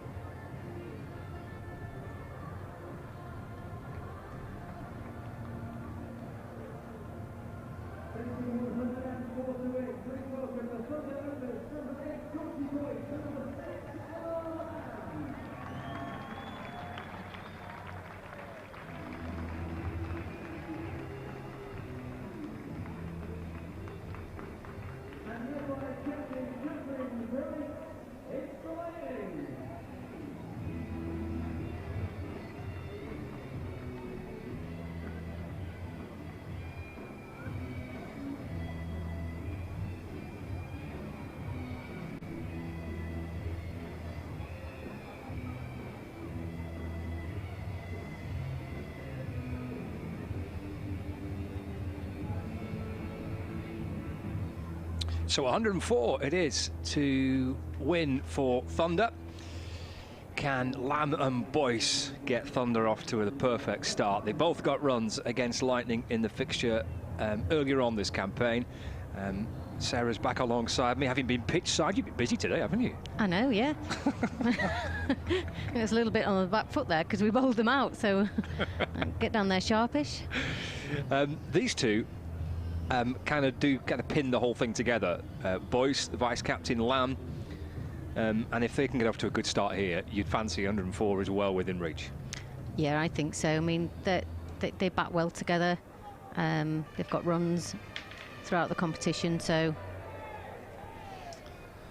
well, should be achievable in 20 overs. Yeah. Fingers crossed that the Thunder can get themselves a victory here. We're going to see Ballinger to bowl from the Anderson end, tearing in and bowling first up to Lamb, who just plays very safely and calmly away into the offside for no run. Big fan of the Lightning strip, you know. I like the Thunder strip, don't get me wrong, but I do quite like this little flasher of kind of purple, isn't it? It's very attractive. Yeah, I like it. Pretty smart. Lamb waits. There is a slip in place. Lightning need a good power play, need some wickets. Lamb looks to try and drive. Picked up at mid-on, and there's no run. It's a pretty tight start to begin with. Target of 104 for the Thunder. 104 from 120 deliveries. You suspect if they bat through 20 overs, they'll win the match. You should do. Ballinger to Lamb. Heavily guarded offside field. And unable to kind of find the gap out through extra cover. Cleary fielding for Lightning, and there's no run. With two fielders outside the circle, a deep square leg, might just be a fraction behind square, and then the wide third man. Again, Lamb looking for a gap through the offside, does find it this time. That's just as well, because I think she was halfway down the wicket. So I think she saw that she was in the gap. I think it's fair to say she was keen to get off the mark.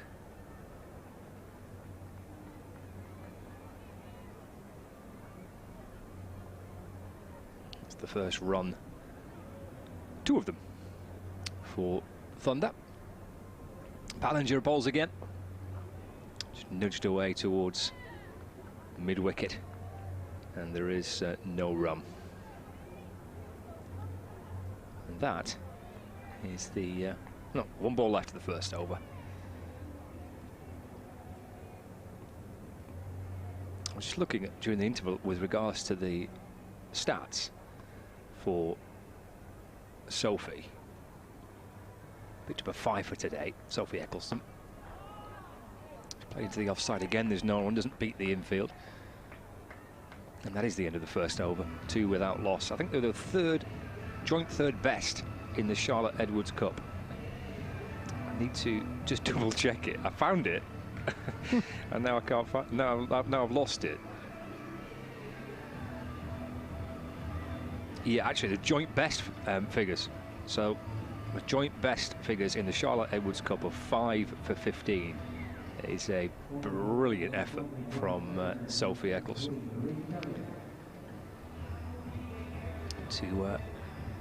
to help bowl Lightning out for 103.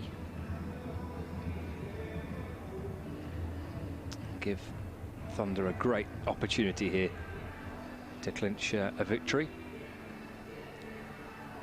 Those bowling figures in full: Sophie Eccleston 4 overs 5 for 15, Alex Hartley 3 overs 1 for 22, Hannah Jones 3 overs 1 for 18, Emma Lamb 2 overs 1 for 3. Tidy work. She's muscled away through the onside, just off the back foot and out towards deep square leg. Thought of a second then, didn't they? They did. Maybe when the legs have warmed up. Brings Lamb back on strike. It was well covered from her down, and on the boundary there she made quick ground. 2 guarding the leg side boundary out towards the building site. Oh, that's set up and over mid-wicket. It'll land safely. And Lamb comes back and runs 2. Score moves on to 5 without loss. Just looking at what Emma Lamb and Georgie Boyce have done this year in the Charlotte Edwards Cup, they have absolutely bossed it in terms of the runs that Thunder have scored. A little shuffle down the pitch. Nicely played for no run. A little punch up towards mid-off. Boyce 171 runs and 250s in the Charlotte Edwards Cup this year, and Lamb 149 runs and again 250s. Goes back this time, works it off the pads away through square leg. And moves on to 5. Score moves on to 6 without loss, but they are streets ahead of everybody else, really. Danielle Collins with 54 runs, and then you're into the 30s and 20s for players.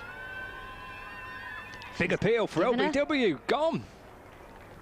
Boyce departs. Umpire thought long and hard. Kelly strikes, but Boyce trapped LBW, and Thunder are 6 for 1.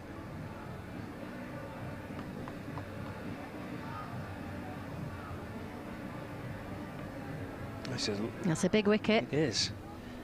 Yeah, just going on those stats I mentioned, the runs that Boyce and Lamb have got this year. Big shout.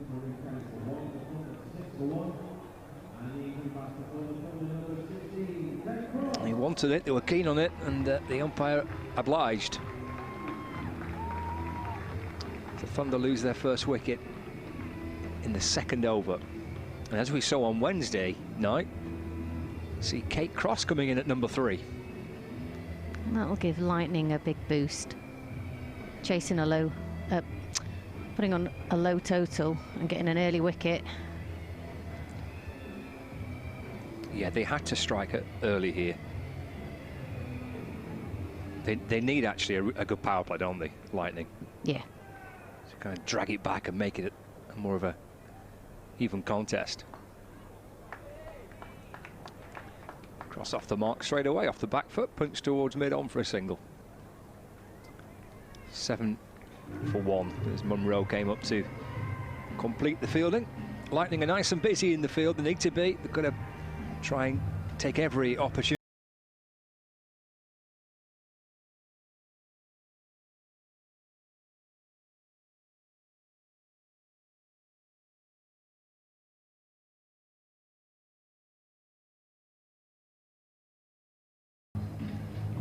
Pretty perfect playing conditions. We might want it nice and hot, but as a player on the field, a little bit of a breeze and dry day. There's a few short sleeves out. There are our friends on the hotel balcony. I don't know what number beer they're on there, but they're... Well, that's why they're nice and warm. They're enjoying the day.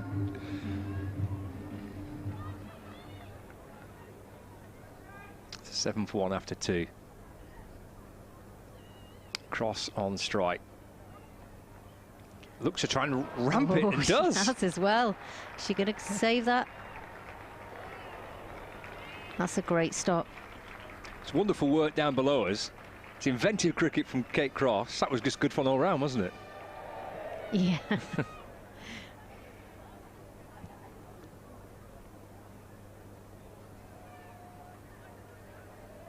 Sure, how many times Kate Cross has played the ramp, batting at number 3.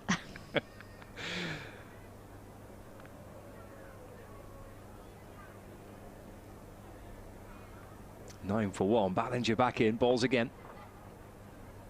Hit firmly to mid-on by Kate Cross, and there is no run. I guess she's going to bat the same at 3 as she would at 6. Or Fair enough. Yeah, yeah, true. I spoke to her on Wednesday night after the game. I said, you took me a little bit by surprise there, batting at 3. So I took myself by surprise, batting at 3 as well.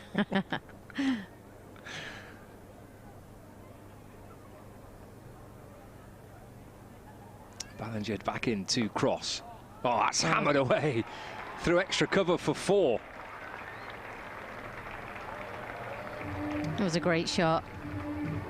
Into the gap. Just races away.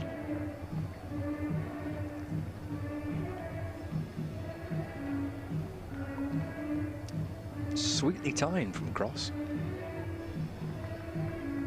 Stands there resting a bat on the shoulder, thinking, I quite fancy this. Opening bowler, top order batter. Easy game for Kate Cross. Swing and a miss this time, though, as the ball snakes away past the edge of the bat into the gloves of the keeper, and there's no run. Good response from Ballinger.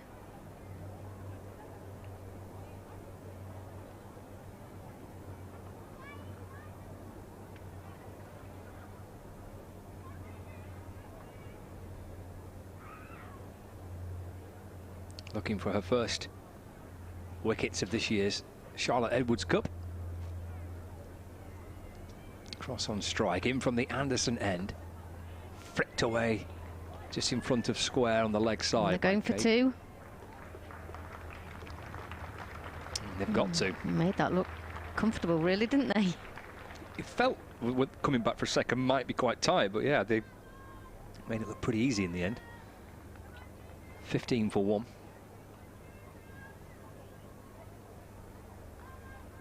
Cross's 9 not out. Ballinger over the wicket to Cross. Oh. Chipped to mid-off.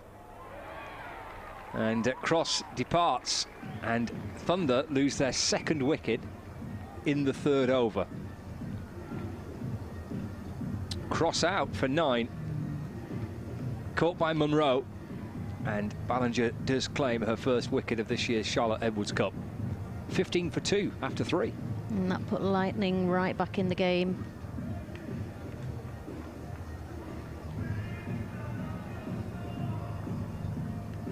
Oh, it's a little experiment, isn't it? Kate was telling me that the idea to try and put her up the batting order, try and see if they can get ahead of the match, and she's quite an attacking player. She obviously hits the ball really well. Didn't quite work on that occasion for Thunder. Sophie Eccleston out next. Again, she can clear the ropes.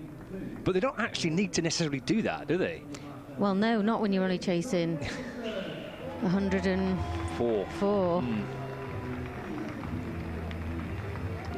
There's no real urgency to try and press on and take risks. I mean, if they bat through 20 overs, they will win the match, you would think. Yeah. So it's an interesting challenges for Thunder, isn't it? They've done an awful lot right this year again, but this is certainly one aspect of their team that they do need to try and develop. There's Lamb off the back foot trying to cut the ball, but this picks out backward point. But this is a great opportunity for them. 89 of 101, loads of time, not a huge total. Lamb could be key. Fine player in good form. Great shot. Another example of it there. Yeah, just off the back foot, pulled away through square leg for a single. Moves on to 6, 16 for 2. And that's it. I think you can still be aggressive and hit it along the floor rather than in the air. they take that view for the next 10 overs. It's a difficult ground to clear the boundaries with. It's a big ground. You do get an awful lot of value if you keep it on the deck, and there's 2s and 3s all over the place to be had. Off the back foot, Eccleston goes. Oh, a bit of a misfield. Jogs through for a single.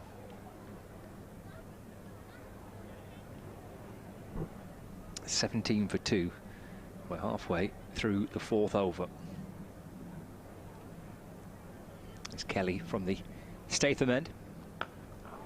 Walloped away with the onside. I guess if you get a filthy full toss, you're going to make the most of it. Lamb moves on to 10. No reason to hit those along the ground. No. Put them away. There's a good crowd inside Emirates Old Trafford. They're having a lot of fun, aren't they? They are. And I think they quite enjoy watching Emma Lamb bat. Seeing just if she can get Thunder over the line. It'll dance down the pitch and then driven to mid-off, but for no run. There's good footwork. She gets to the pitch of the ball. Final ball of the 4th. Lamb goes back, nudges the ball away through mid-wicket. Keeps the strike as well. Emma Lamb's on to 11 from 14 deliveries. And we have had 4 overs. It's 22 for 2. She's a sensible batter, though, isn't she? She knows the game and what she needs to do.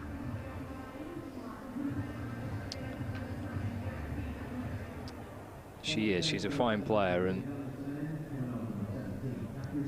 Thunder know if she can bat for a good period of time here, they won't be too far away from winning the match.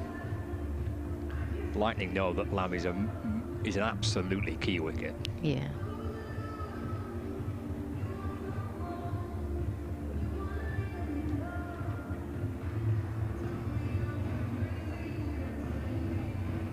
Got a full England international, 2 one-day internationals, 1 T20 international.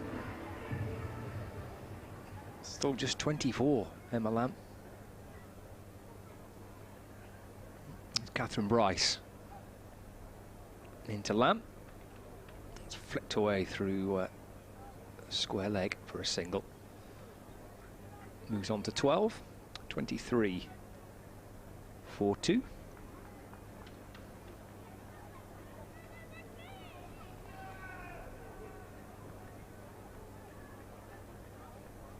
Brings Sophie Eccleston on strike, and already she's been the star of the day with a 5 for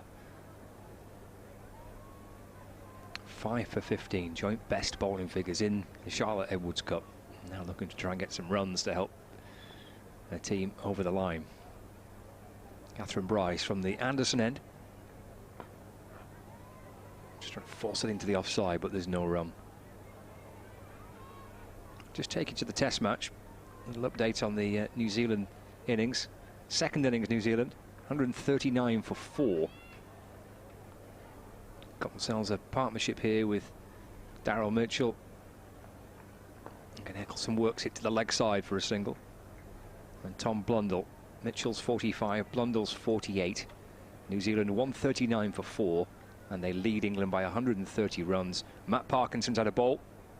Sent down 6 overs so far, Parkinson. Making his test debut for England. 24 for 2 here. And Lamb just nudges the ball off the hip behind square leg for a single. Moves up to 13. Scott moves on to 25 for 2. She plays that shot quite well. She played quite a few of those there. And it's an easy single.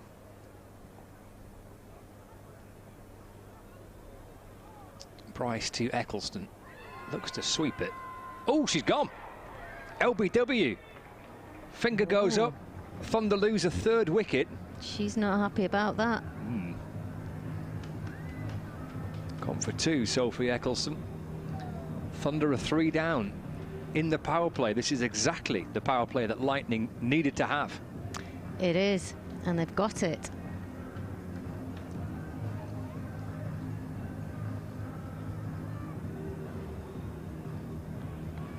Not going to be Sophie's day with the bat after starring earlier on with the ball. And we have ourselves a game, don't we? 25 for 3 in the 5th. They've not got much to work with, those Lightning players. Not got much to defend. Managed to get to 100, but couldn't really go much beyond it. It's a relatively modest total. But they're trying to bowl themselves back into the game. Picked up 3 Thunder wickets. This is the LBW decision.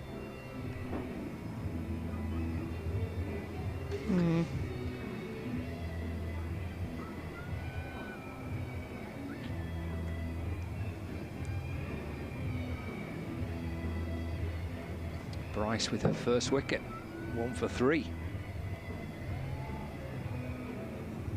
Pretty good to me, that shout. Yeah, I think that's a fair shout.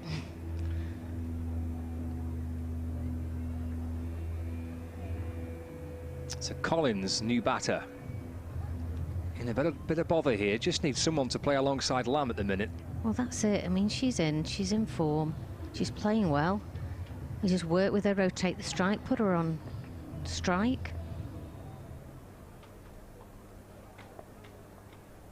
Collins waits, here's Bryce, bowling. Oh, that's a lovely shot. Yeah, just steer down towards the deep third boundary for a single. Nice touch play that from Collins, off the mark straight away. Keeps the strike. 26 for 3 after 5. You're in a bright but a little breezy day at Emirates Old Trafford. Thunder just behind that stage where Lightning were.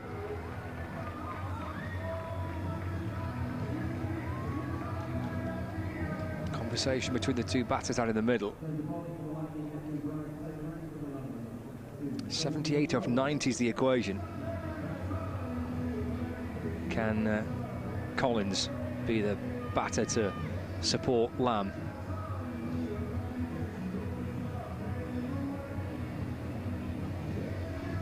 See Sophie Munro from the Brian Statham end.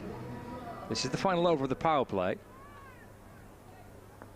Still just the 2 fielders allowed outside that 30-metre circle. Munro around the wicket, back of a length, hammered down the ground. Got through for a quick single. Collins on to 2, 27 for 3. Clean pickup, she might have been in trouble. It was a great shot, though. Already seen a couple of run-outs today. Catherine Bryce run out for 13. Lucy Hyam run out for 16. Both took on the arm of Phoebe Graham. And they regretted it instantly.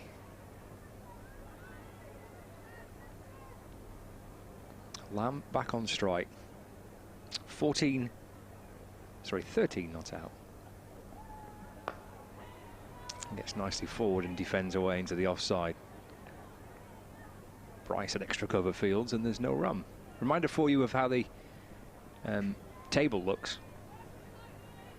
Southern Vipers, who were here on Wednesday evening, played 5 and won 5, and they're already through to the final. Had a great group stage and they look a fabulous side. A good win here on Wednesday night. I'm just trying to drag it down towards final leg, but there's no run. Northern Diamonds are second at the minute, 3 wins from 5 with 14 points. And these two sides are 3rd and 4th in the 4-team division. It's the final group game. Thunder with 1 win from 5, Lightning 1 win from 5. Munro That's in. a lovely shot. Yeah, just off the hip, wasn't it, down to final leg, just helped down towards the boundary rope. And nice shot for 4. Guided nicely with soft hands.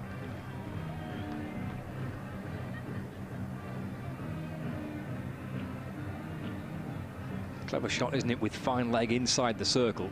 The crowd are getting behind her.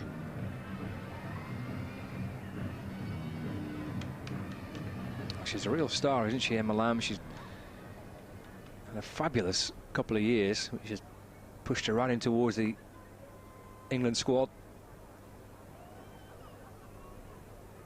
Key here for Thunder. This is a single as a wide.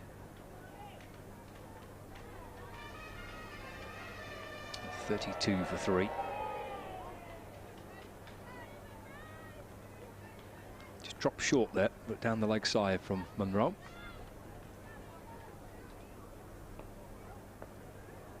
Two on the leg side boundary, deep square leg and long leg. Pulled. Short again. On to second, it could be tight. She's back. Lamb moves on to 19. Thunder to 34 for 3.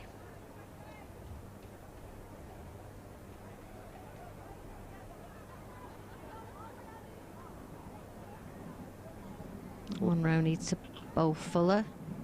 It's very short at the moment. Playing right into Emma Lamb's area.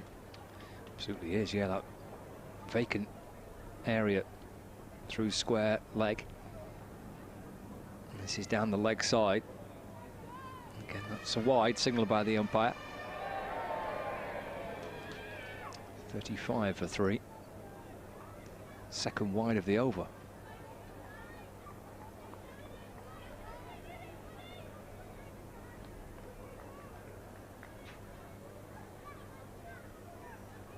Short third, backward point. Cover, extra cover, mid-off, mid-on, mid-wicket, deep square leg, long leg. It's pushed into the onside. Again, that's a sharp single, but it's good running. Keeps the strike. End of the over. Run hard there, haven't they? Lamb's been quick in between the wickets. They have, and that was a better ball for Munro. Much straighter. And she's got the offside pat there, but been bowling too short, down leg.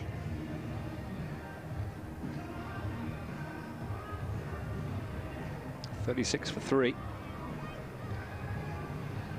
Maybe just signs, early signs now, Sarah, of a partnership that could be developing between these two. Just need to find someone to bat with Lamb. That's right.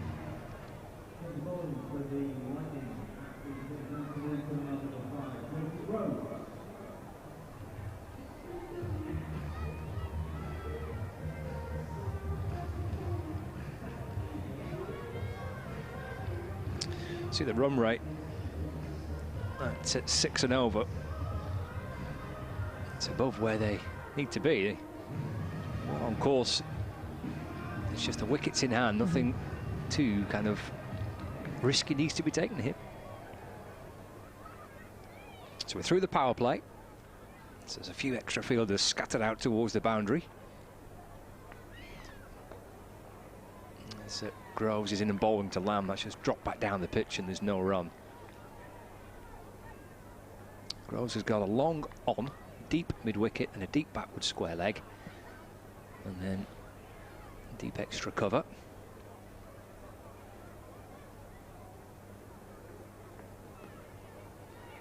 Lamb wants a single here, just dropped away into the onside. He's 3 chasing after it. She's looking for 2 then. Well, the bowler went after it, the keeper went after it.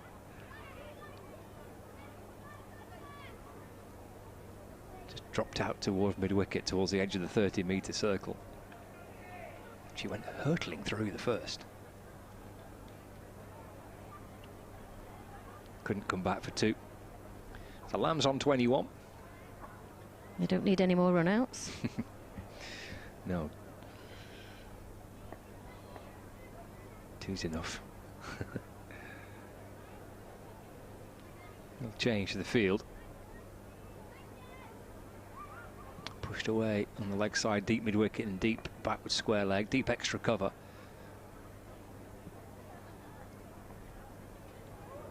Collins looks to sweep. They run, and I think it's been signalled, or will be signalled, as a wide as well. It has.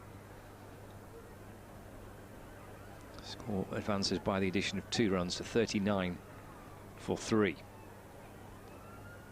Brings Lamb back on strike. Groves in and bowls. rocks back to drag the ball out through the leg side for 1. Takes her on to 22. Thunder move on to 40 for 3. So 64 more runs needed, 81 deliveries, loads of time. Just lost the 3 wickets though inside the power play, just to give Lightning a chance here. This will be a wide again.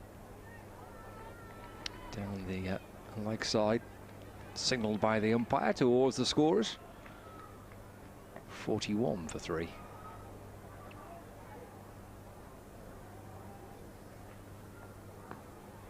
Collins on the front foot, just nudging the ball back along the ground. Picked up by Groves for her own bowling, and there's no run.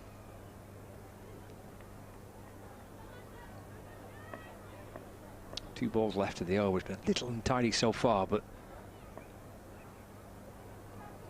can she find a breakthrough?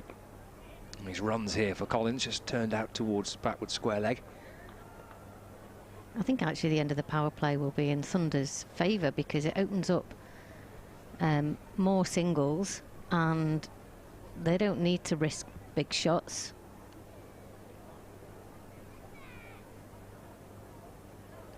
Yeah, that's a really intriguing point, isn't it? As Groves is in and bowls to Lamb. Case in point here, just a little drop away towards mid-wicket. They might even come back for 2. Oh my goodness, they're going for 2. Oh, that's going to be close. Lamb puts the dive in. And I think she's all right. I think she's in. Yeah. But she needed that dive. Came back for a second. Is there a 2? Entirely there was. Dive comes in. Everything's uprooted there. Stumps are uprooted. The bails are off. In the end, back 4-2. That was exceptional. To take 2 on that.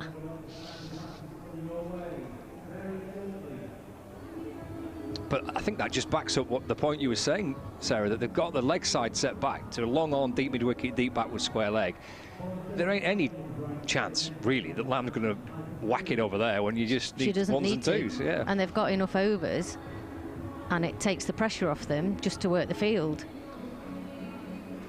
Puts the equation and the kind of the challenge back to Lightning here, that the kind of the idea of guarding your boundaries when actually you might be better setting fields to save ones and twos. Yeah, I don't think they've got enough runs on the board to be able to save the boundaries. They need to save the ones and twos. Yep. And then try and get Thunder hitting out, and that might create an opportunity or 2. But it's an interesting balancing act for Lightning. So they've brought more of the field in for Collins. Potentially maybe wanting to keep Emma off strike at the moment. But I would keep this field for Lamb as well. I think I would. Yeah, I agree with you. Yeah. If any she hits over the top and gets boundaries, then fair play. But I think you want to be trying to stop the ones and twos where possible. Collins looking to drive. It bounces up towards mid-off. Kelly fields, and there's no run. It's just a little sequence of some dot balls and try and slow Thunder down and just try and create a few extra doubt in the Thunder batter's mind. It's not really a team at the minute, so bundles of runs. So yes, it's a modest total, but it's something they have struggled with this year. Oh, that's a good delivery that I think beats everything. It's gone past the keeper. What's it gone for, this? Yeah, gone for a bye. So past the bat, through the keeper. 45 for 3 now. So Lamb back on strike. What would they do with Lamb here? With the field to Lamb? Yeah, sending 2 more out. Quite like this though. So they've got a deep mid-wicket. They've got long on, long off, deep extra cover, but they've got 5 inside the ring trying to save the single. And that's flicked away to square leg, and there's no run. Feels like a better balanced field, that. And she does play quite a lot of shots to point to square leg or just behind square, so they've brought that person in on the one, saving that. Yeah, the 2 fielders there just to the left of screen behind Emma Lamb on the leg side, just trying to save the singles. That's cut through the offside. It bursts away through point. Oh, it's gone for 4. It's absolutely nailed by Lamb. 49 for 3. She hit this one. She did. And that went straight through backward point. Yeah, Clary's trying to catch up with it. She's a fielder on the cover boundary, but such was the timing. Only had maybe 10 yards to try and make up, but she couldn't get to it. This deflects down towards And they'll get at fine least leg. 2 for that if that doesn't go. It's going. I think it is. It has. Brings up Very the well Thunder played. 50.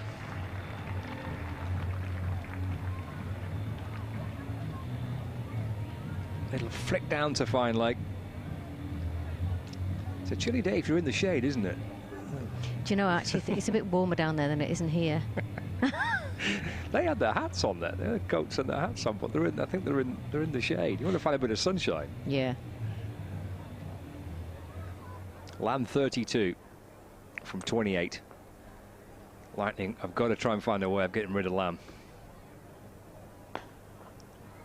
That's drilled back down the ground, but for no run.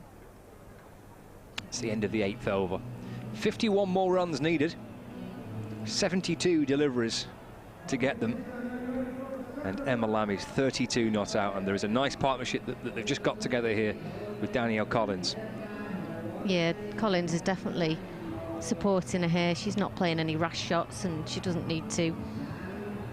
So they're doing well. Lanky's on the patrol. Having a little dance around the boundary rope.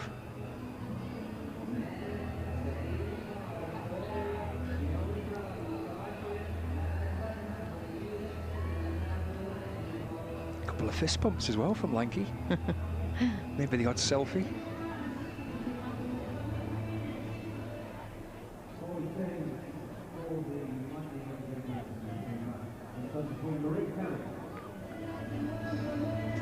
$53 for 3. Collins on strike.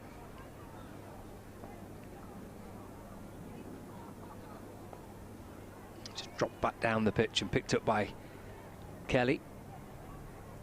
There is no run. Mid off and mid on are up. Extra cover, backward point. Short third, short fine. As it dragged down towards short fine leg, it shouldn't have got through, it did. And they'll come back for a second, should have been just the single there. Ellis doing well, sweeping round from square leg to fine leg. Collins is on 5, 55 for 3. Again looks to sweep. Rolling down leggers. 2 chasing after it. And the jog back for a second. He's been given his leg buys, no bat on that. 57 for 3, so 47 more needed.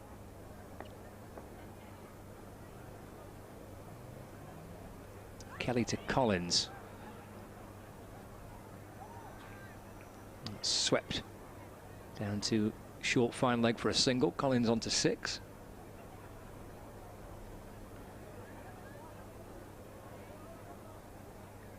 Lamb back on strike.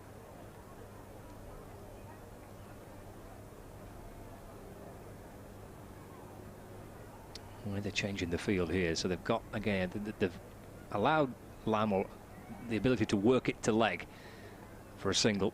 Loads of room on the leg side, guarded that offside boundary, and that's a full toss which is pulled behind square leg, and Lamb's going to come back for 2, not picked up cleanly. It's been given as a no ball as well.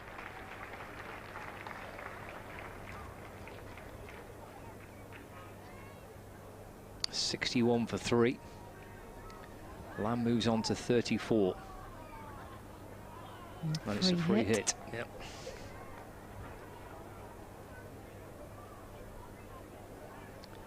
Kelly to Lamb. That might be another one. It's heaved away into the onside. They're going to come back for two. It might well be signalled again as a no ball. It has been. So the free hit will stand again.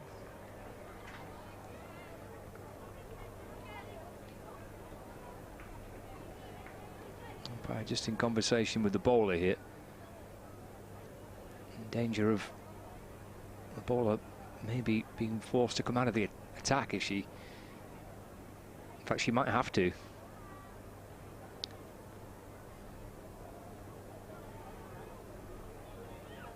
It's ball 2 no balls, I think. Yeah, unfortunately for Kelly, because of those 2 no balls. So it's 2 and you're off, is it? It I is. thought it was 3. It got changed, didn't it, to 1 for a few years, certainly in club cricket. Now it's 2. That's 2. So Ellis comes into the attack. This will still be a free hit as well.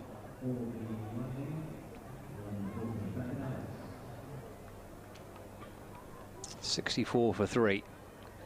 Lamb on 36.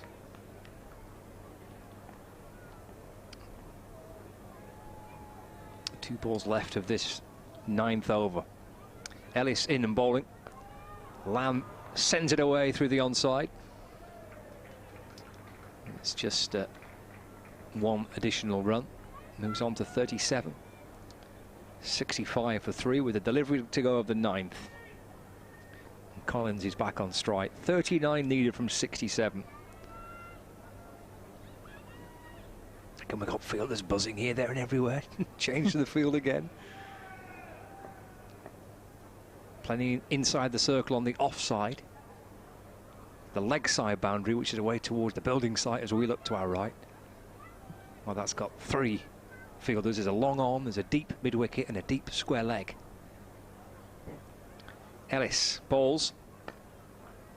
Collins in the end just chopped it back down the pitch and picked up by Ellis off her own bowling on a peculiar 9th over, which started with 1 ball and ends with a different one.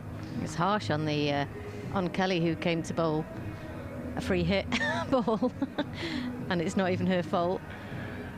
Yes, that's a pretty good point. Yeah. How does that go on a stance? That's a tricky one for the scorers, that, isn't it? Yeah.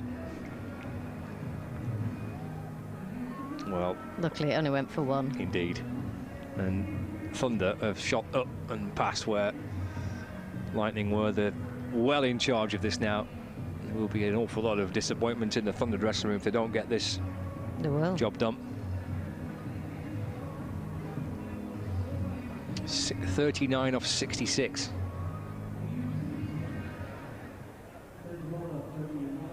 They've got plenty of balls, so yet to face. Don't need to do anything rash. You just feel like Lamb's in absolute control here. Bryce returns, bowls to Lamb. It's signalled as a wide. I mean, Lamb has shuffled a little bit across, but it is down the leg side. I'm sure the umpire's got too much choice. 66 for 3. 38 needed off 66 deliveries. It's pushed out into extra cover. Not picked up cleanly. They've taken a quick single off it. Been a little sloppy in the field. Yeah, there's been a few misfields, hasn't there? It's one of the features of the Thunder innings, I thought, when they were bowling. I thought the bowling was terrific, but it was backed up with some good work in the field earlier on. It's not quite been at that level. Lightning so far. Here's Bryce. Well, that's deflected down towards the fine leg boundary. 2 up here. 2 leg byes, I suspect. Yep, no bat on it. Collins remains on 6. The score moves on to 69 for 3. 35 needed off 64 deliveries.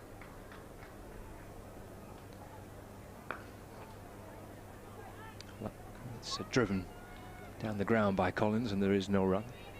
Of course, it's the first of a double header. Don't forget that more live cricket for your little later on. 6:30 start for the Vitality Blast fixture between Lancashire Lightning and the Northamptonshire Steelbacks. It's a game number 2 to come from 6:30. Oh. Well, that's wrapped the pad.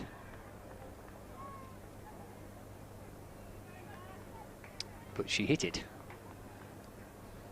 And perhaps without that inside edge. Oh, I think there would have been a goner. Collins to 7. 70 for 3. Brings Lamb. Lamb's not missing many, is she? She's not. 38 of 33. This will be a wide again. Looping down the leg side. Is that a slower ball? It An attempt at a slower ball. Looked it in a bit more of a bit more loopy, yeah. 71 for 3.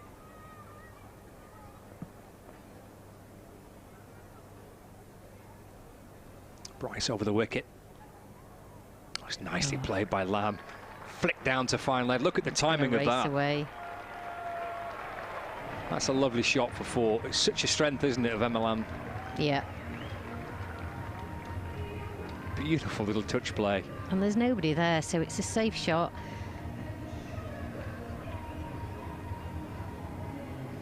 $75 for 3, and Lamb moves on to 42.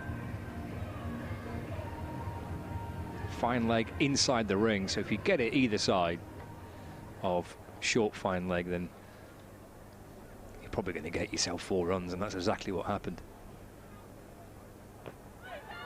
How's that is the question. Lamb's gone for 42, LBW. And Bryce was pleading for it and gets it. 75 for 4 at the halfway stage. 29 needed off 60. Well, that's a great wicket for Lightning and puts them back in the game. They'll be pleased with that. And Emma's played so well.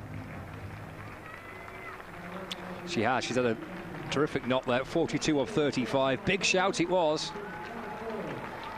Full and pretty straight. But a great knock from Emma Lamb. And she gets a nice applause as she heads back towards the Thunder dressing room. She can do no more. The Thunder skipper, Ellie Threlkeld, is out in the middle to try and get the job done. 29 off 60 is the equation for Thunder.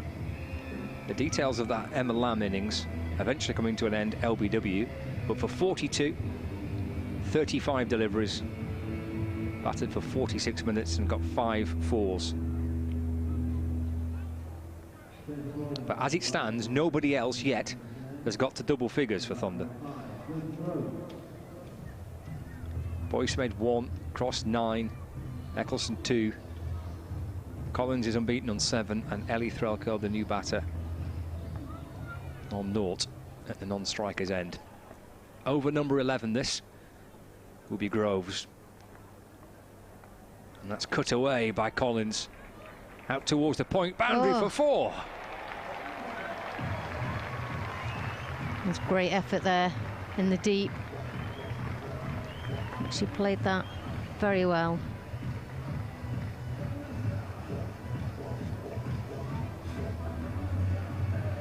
Nice back foot cut. Dive came in. Couldn't reach it.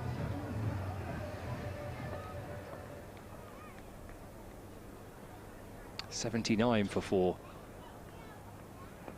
This time Collins works the ball out through mid-wicket. Takes a total on to 12.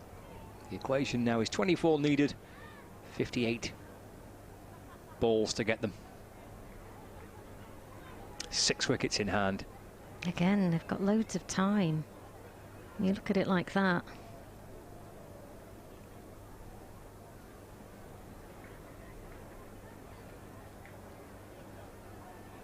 Threlkeld waits. Looks to try and drive through the offside. Now the ball deflects away from the keeper. It's a bye, so there's nothing on it.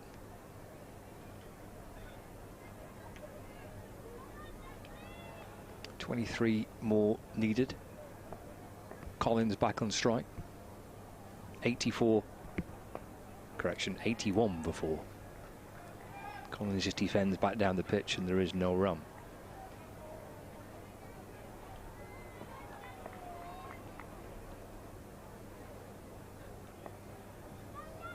Two balls left of the 11th.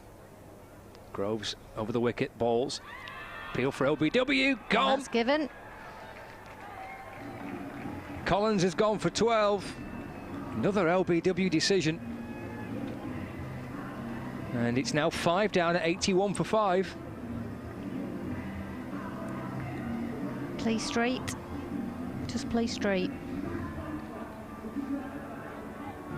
Well, it's a game of as much in the mind as anything else, isn't it, cricket? And all of a sudden there'll be a few nervous thoughts in the Thunder dressing room, in a position where they should go on to win, but it's been a campaign where they've had their troubles with the bat. 5 down now, 81 for 5, and just when you think it's pretty firmly going in one direction, Lightning are just keeping themselves in the match. And she'd done well there, Collins, supporting Emma when Emma was in and rotating the strike. I think with Emma going, that's just put added pressure on her that she's the one that's in, so she now needs to step up. But actually, you can just still take your time. It's less than a runner ball.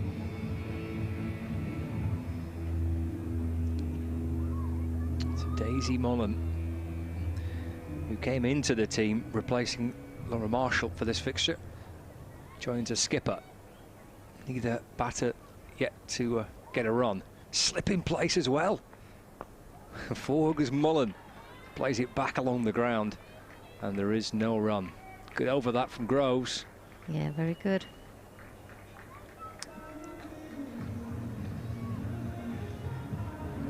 $11 gone, 81 for 5, so 23 needed. 54 deliveries. I say a lower total is sometimes hard to chase. That's true, yeah. Suppose you can get yourself in a bit of a pickle, can't you?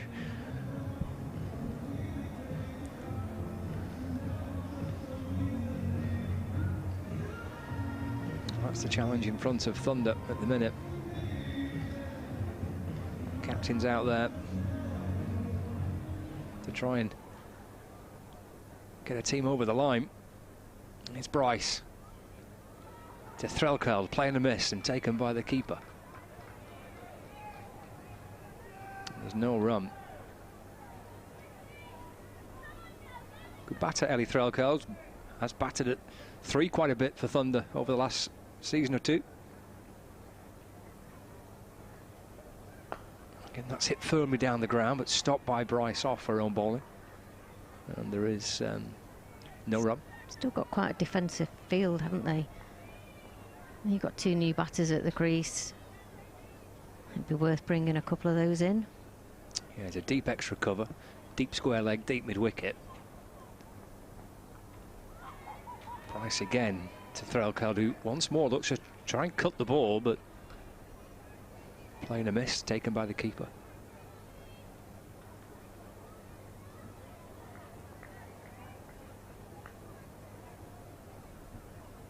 .23 or 51. 3 dot balls to start the 12th over, though. And another one. Threlkeld just trying to run it down towards third man, but can't get it past backward point.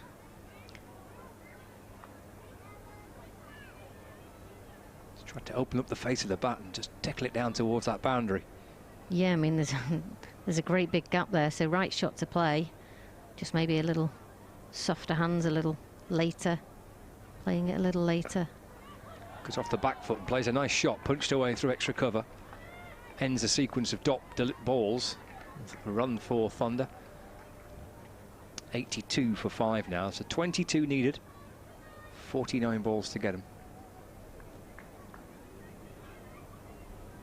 Bryce is 2 for 13 from 2.5 overs so far. New batter, Mullen, facing Bryce for the first time, takes guard. Looking out towards that leg side boundary. Bryce in and bowls. That wraps the pad as well. Kind of half an appeal really from the ball. It quickly fizzled out.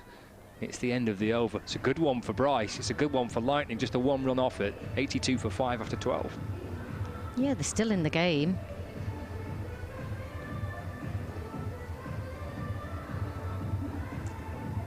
They are just keeping themselves in the match.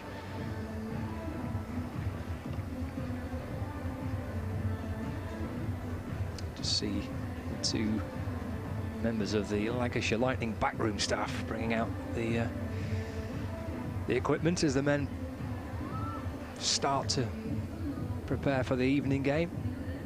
Bring you that second match, Lightning against the Steelbacks from 6:30.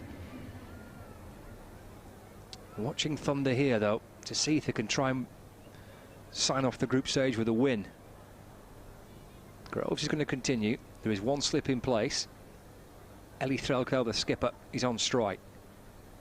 Groves in and bowls. Little shuffle back. Played nicely off the back foot. Sharp single, but good running between Threlkel and Mullen. 83 for 5. 21 needed off 47. That'll do for Thunder. Just try and knock it into the gaps and tick along nicely. This will help because it's fizzed down the leg side and singled as a wide. The thing is, there has been a few extras, haven't there? And that takes a bit of pressure off.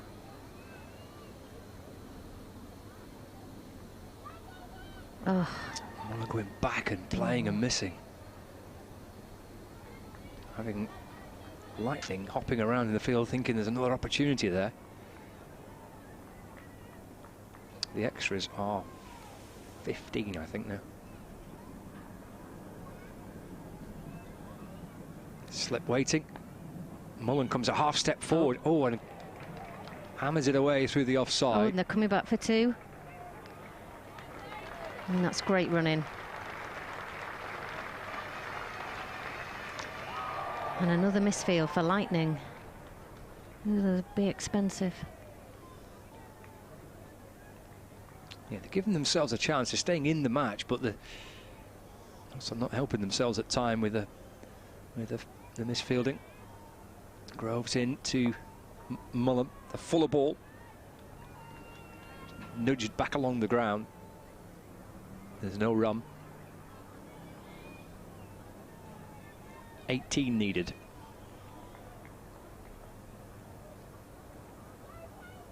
Groves in and balls again. Oh, it's chipped in the air through mid-wicket though. Safe enough. Beth Harmer there at mid-wicket jumping away to a right-hand side, just trying to stop the ball, I think, rather than take a spectacular catch. Just couldn't reach it. Can get through for 1. Brings Threlkel back on strike. Might be signalled a wide outside the off stump. It is.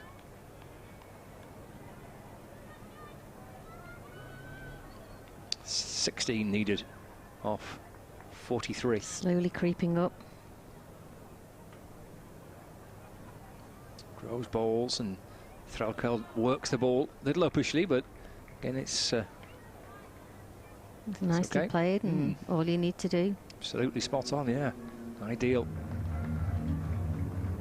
Good challenge for these two as well. They're still 2 young players. Ellie's a young captain trying to get the team over the line and win the match. Just the calmness that's required. It's 15 off 42. Threlkel on 3. Mullen on 3. And as it stands, things are well on course for the Thunder. They've lost the wickets of Lamb for 42. The headline with the bat. Collins out for 12. The only other batter into double figures. But now Threlkel and Mullen just trying to edge Thunder towards a victory here at Emirates Old Trafford. First of a double header on this Bank Holiday Friday.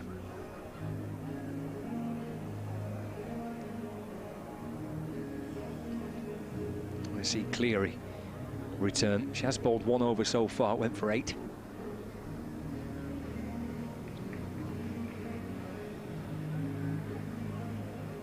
So the field for Piper Cleary is a deep third, deep fine, deep backward square, and a deep extra cover, albeit extra cover's coming inside the ring, or maybe not. Was called up and now sent back. Fielder there just running towards the boundary in front of the temporary stand. Here comes Cleary over the wicket and bowls. Pushed to mid-off, but for no run.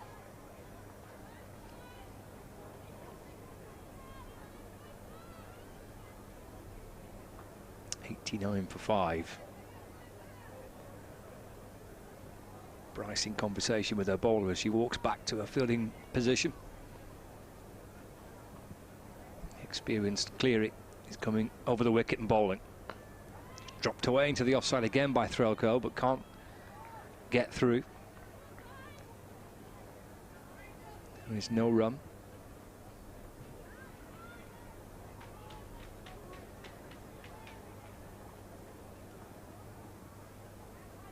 Where's Threlko looking now? There's room behind square on the leg side to try and work it if possible. No, instead drives up towards mid-off, but it's good bowling by Cleary, ball into the field. Fallen just outside off stump, driven to mid-off. Another dot ball, 3 on the spin to start the 14th over. I don't think she needs to panic yet, just play it as you see it.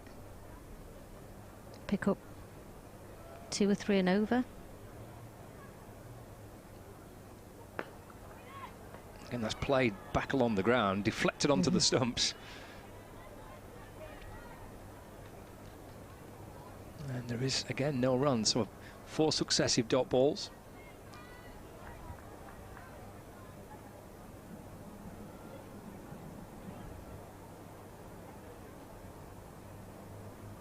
Threlko on strike. 2 balls left of this over. Cleary in, and again forced away into the offside, but can't breach the fielders inside the circle on the offside. Claridge with the fielder, with the fielding, and there's no run. It's good over so far. Can she get through it? It's been very tight over. Don't think we've had a maiden yet in the game. Could this be the first? No, these runs flick down towards fine leg. We're looking for 2 there. And they do come back for a second.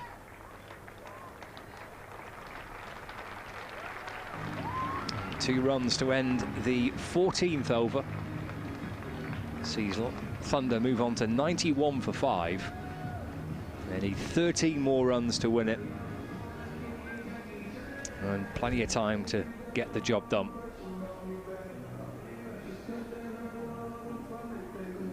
Two batters there in conversation, but this is a nice little challenge for them. Bit of pressure on, looking to win a game here. Good crowd inside Emirates Old Trafford.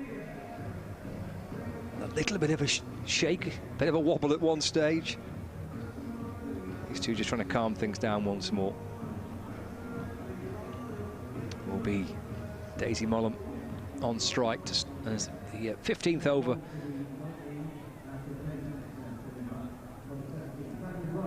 He's going to be sent down by Catherine Bryce.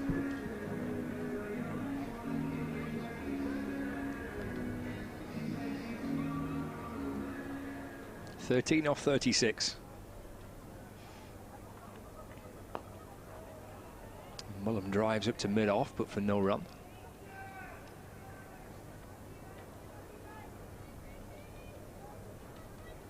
Bryce bowling from the Jimmy Anderson end.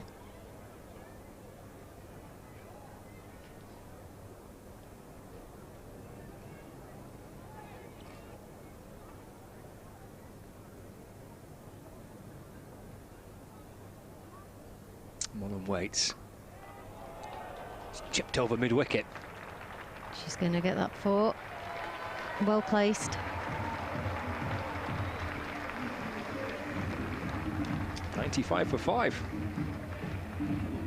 Good shot. Chase was on from the field, but couldn't get round. Nicely executed. It's down into single figures now. Runs to win. And there's another one here. Yeah, that'll flick away off the pads through mid-wicket for a single. Mullen moves on to 8. He brings Ellie Threlkeld on strike. 8 off 33.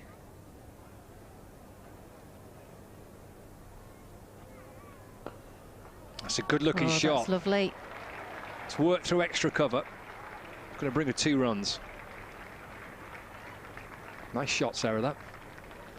Very nice, and I think they'll be feeling a little bit more settled with the job in hand. 6 needed for a Thunder victory. It's a ball that's fallen straight and dug out by Threlkeld. Squirted up towards mid-on, and there is no run.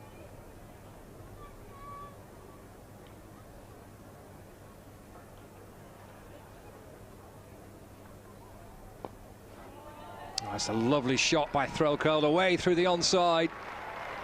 Will bring Thunder to within 2 runs of victory. Brings up the 100 as well. That's a lovely shot from the Thunder skipper through that wide mid-on region. Moves on to 11. Thunder 102 for 5. Need just 2 more runs to win. Yeah, that's a lovely shot. You don't need to go up and over the top when you can play them.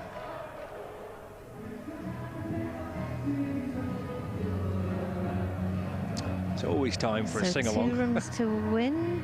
Just a 2-2 run, yeah. Not bring everybody in on the 1.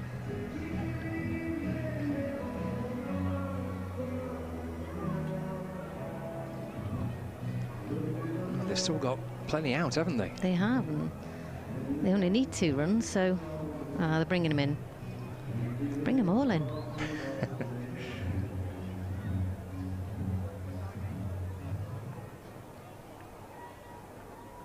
This could well be the final over of the match.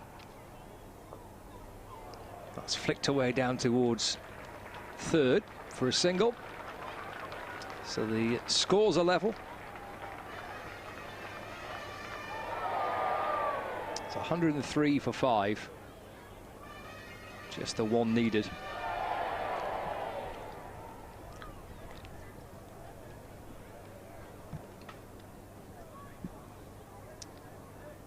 Here is Cleary in, balls to Threlkeld. And that's turned to square leg. This will be tight. But it's well run. And it's a victory for Thunder. As they sign off their group campaign with their 2nd win. It'll flick away towards square leg. And through for a single to clinch a victory by 5 wickets here at Emirates Old Trafford. Daisy Mullen and Ellie Threlkeld seeing Thunder over the line on a day where Emma Lamb with the bat scoring 42 and Sophie Eccleston with the ball with 5 for 15. The absolute headline acts of the day. But that'll feel great for the Thunder players. A victory here to round off the group stages. And just dropping a little below where Lightning were. There's losing those 3 wickets in the power play, but then powering in front of where Lightning were and way ahead of the run rate. And of course the key partnership in the middle there between Lamb and Collins, that 50 partnership And then at the end, Ellie Threlkeld and Daisy Mullen adding on 23 to get Thunder over the line. That's how it all looks. Emma Lamb dominating things, 42 from 35 deliveries. And Collins and Threlkeld, and then Daisy Mullen at the end, getting Thunder over the line, reaching their target of 104.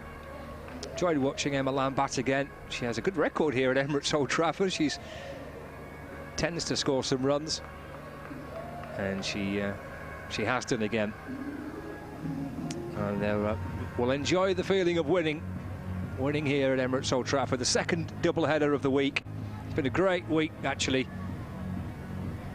Great idea by Lancashire to host the doubleheaders and to have Thunder playing last on Wednesday evening.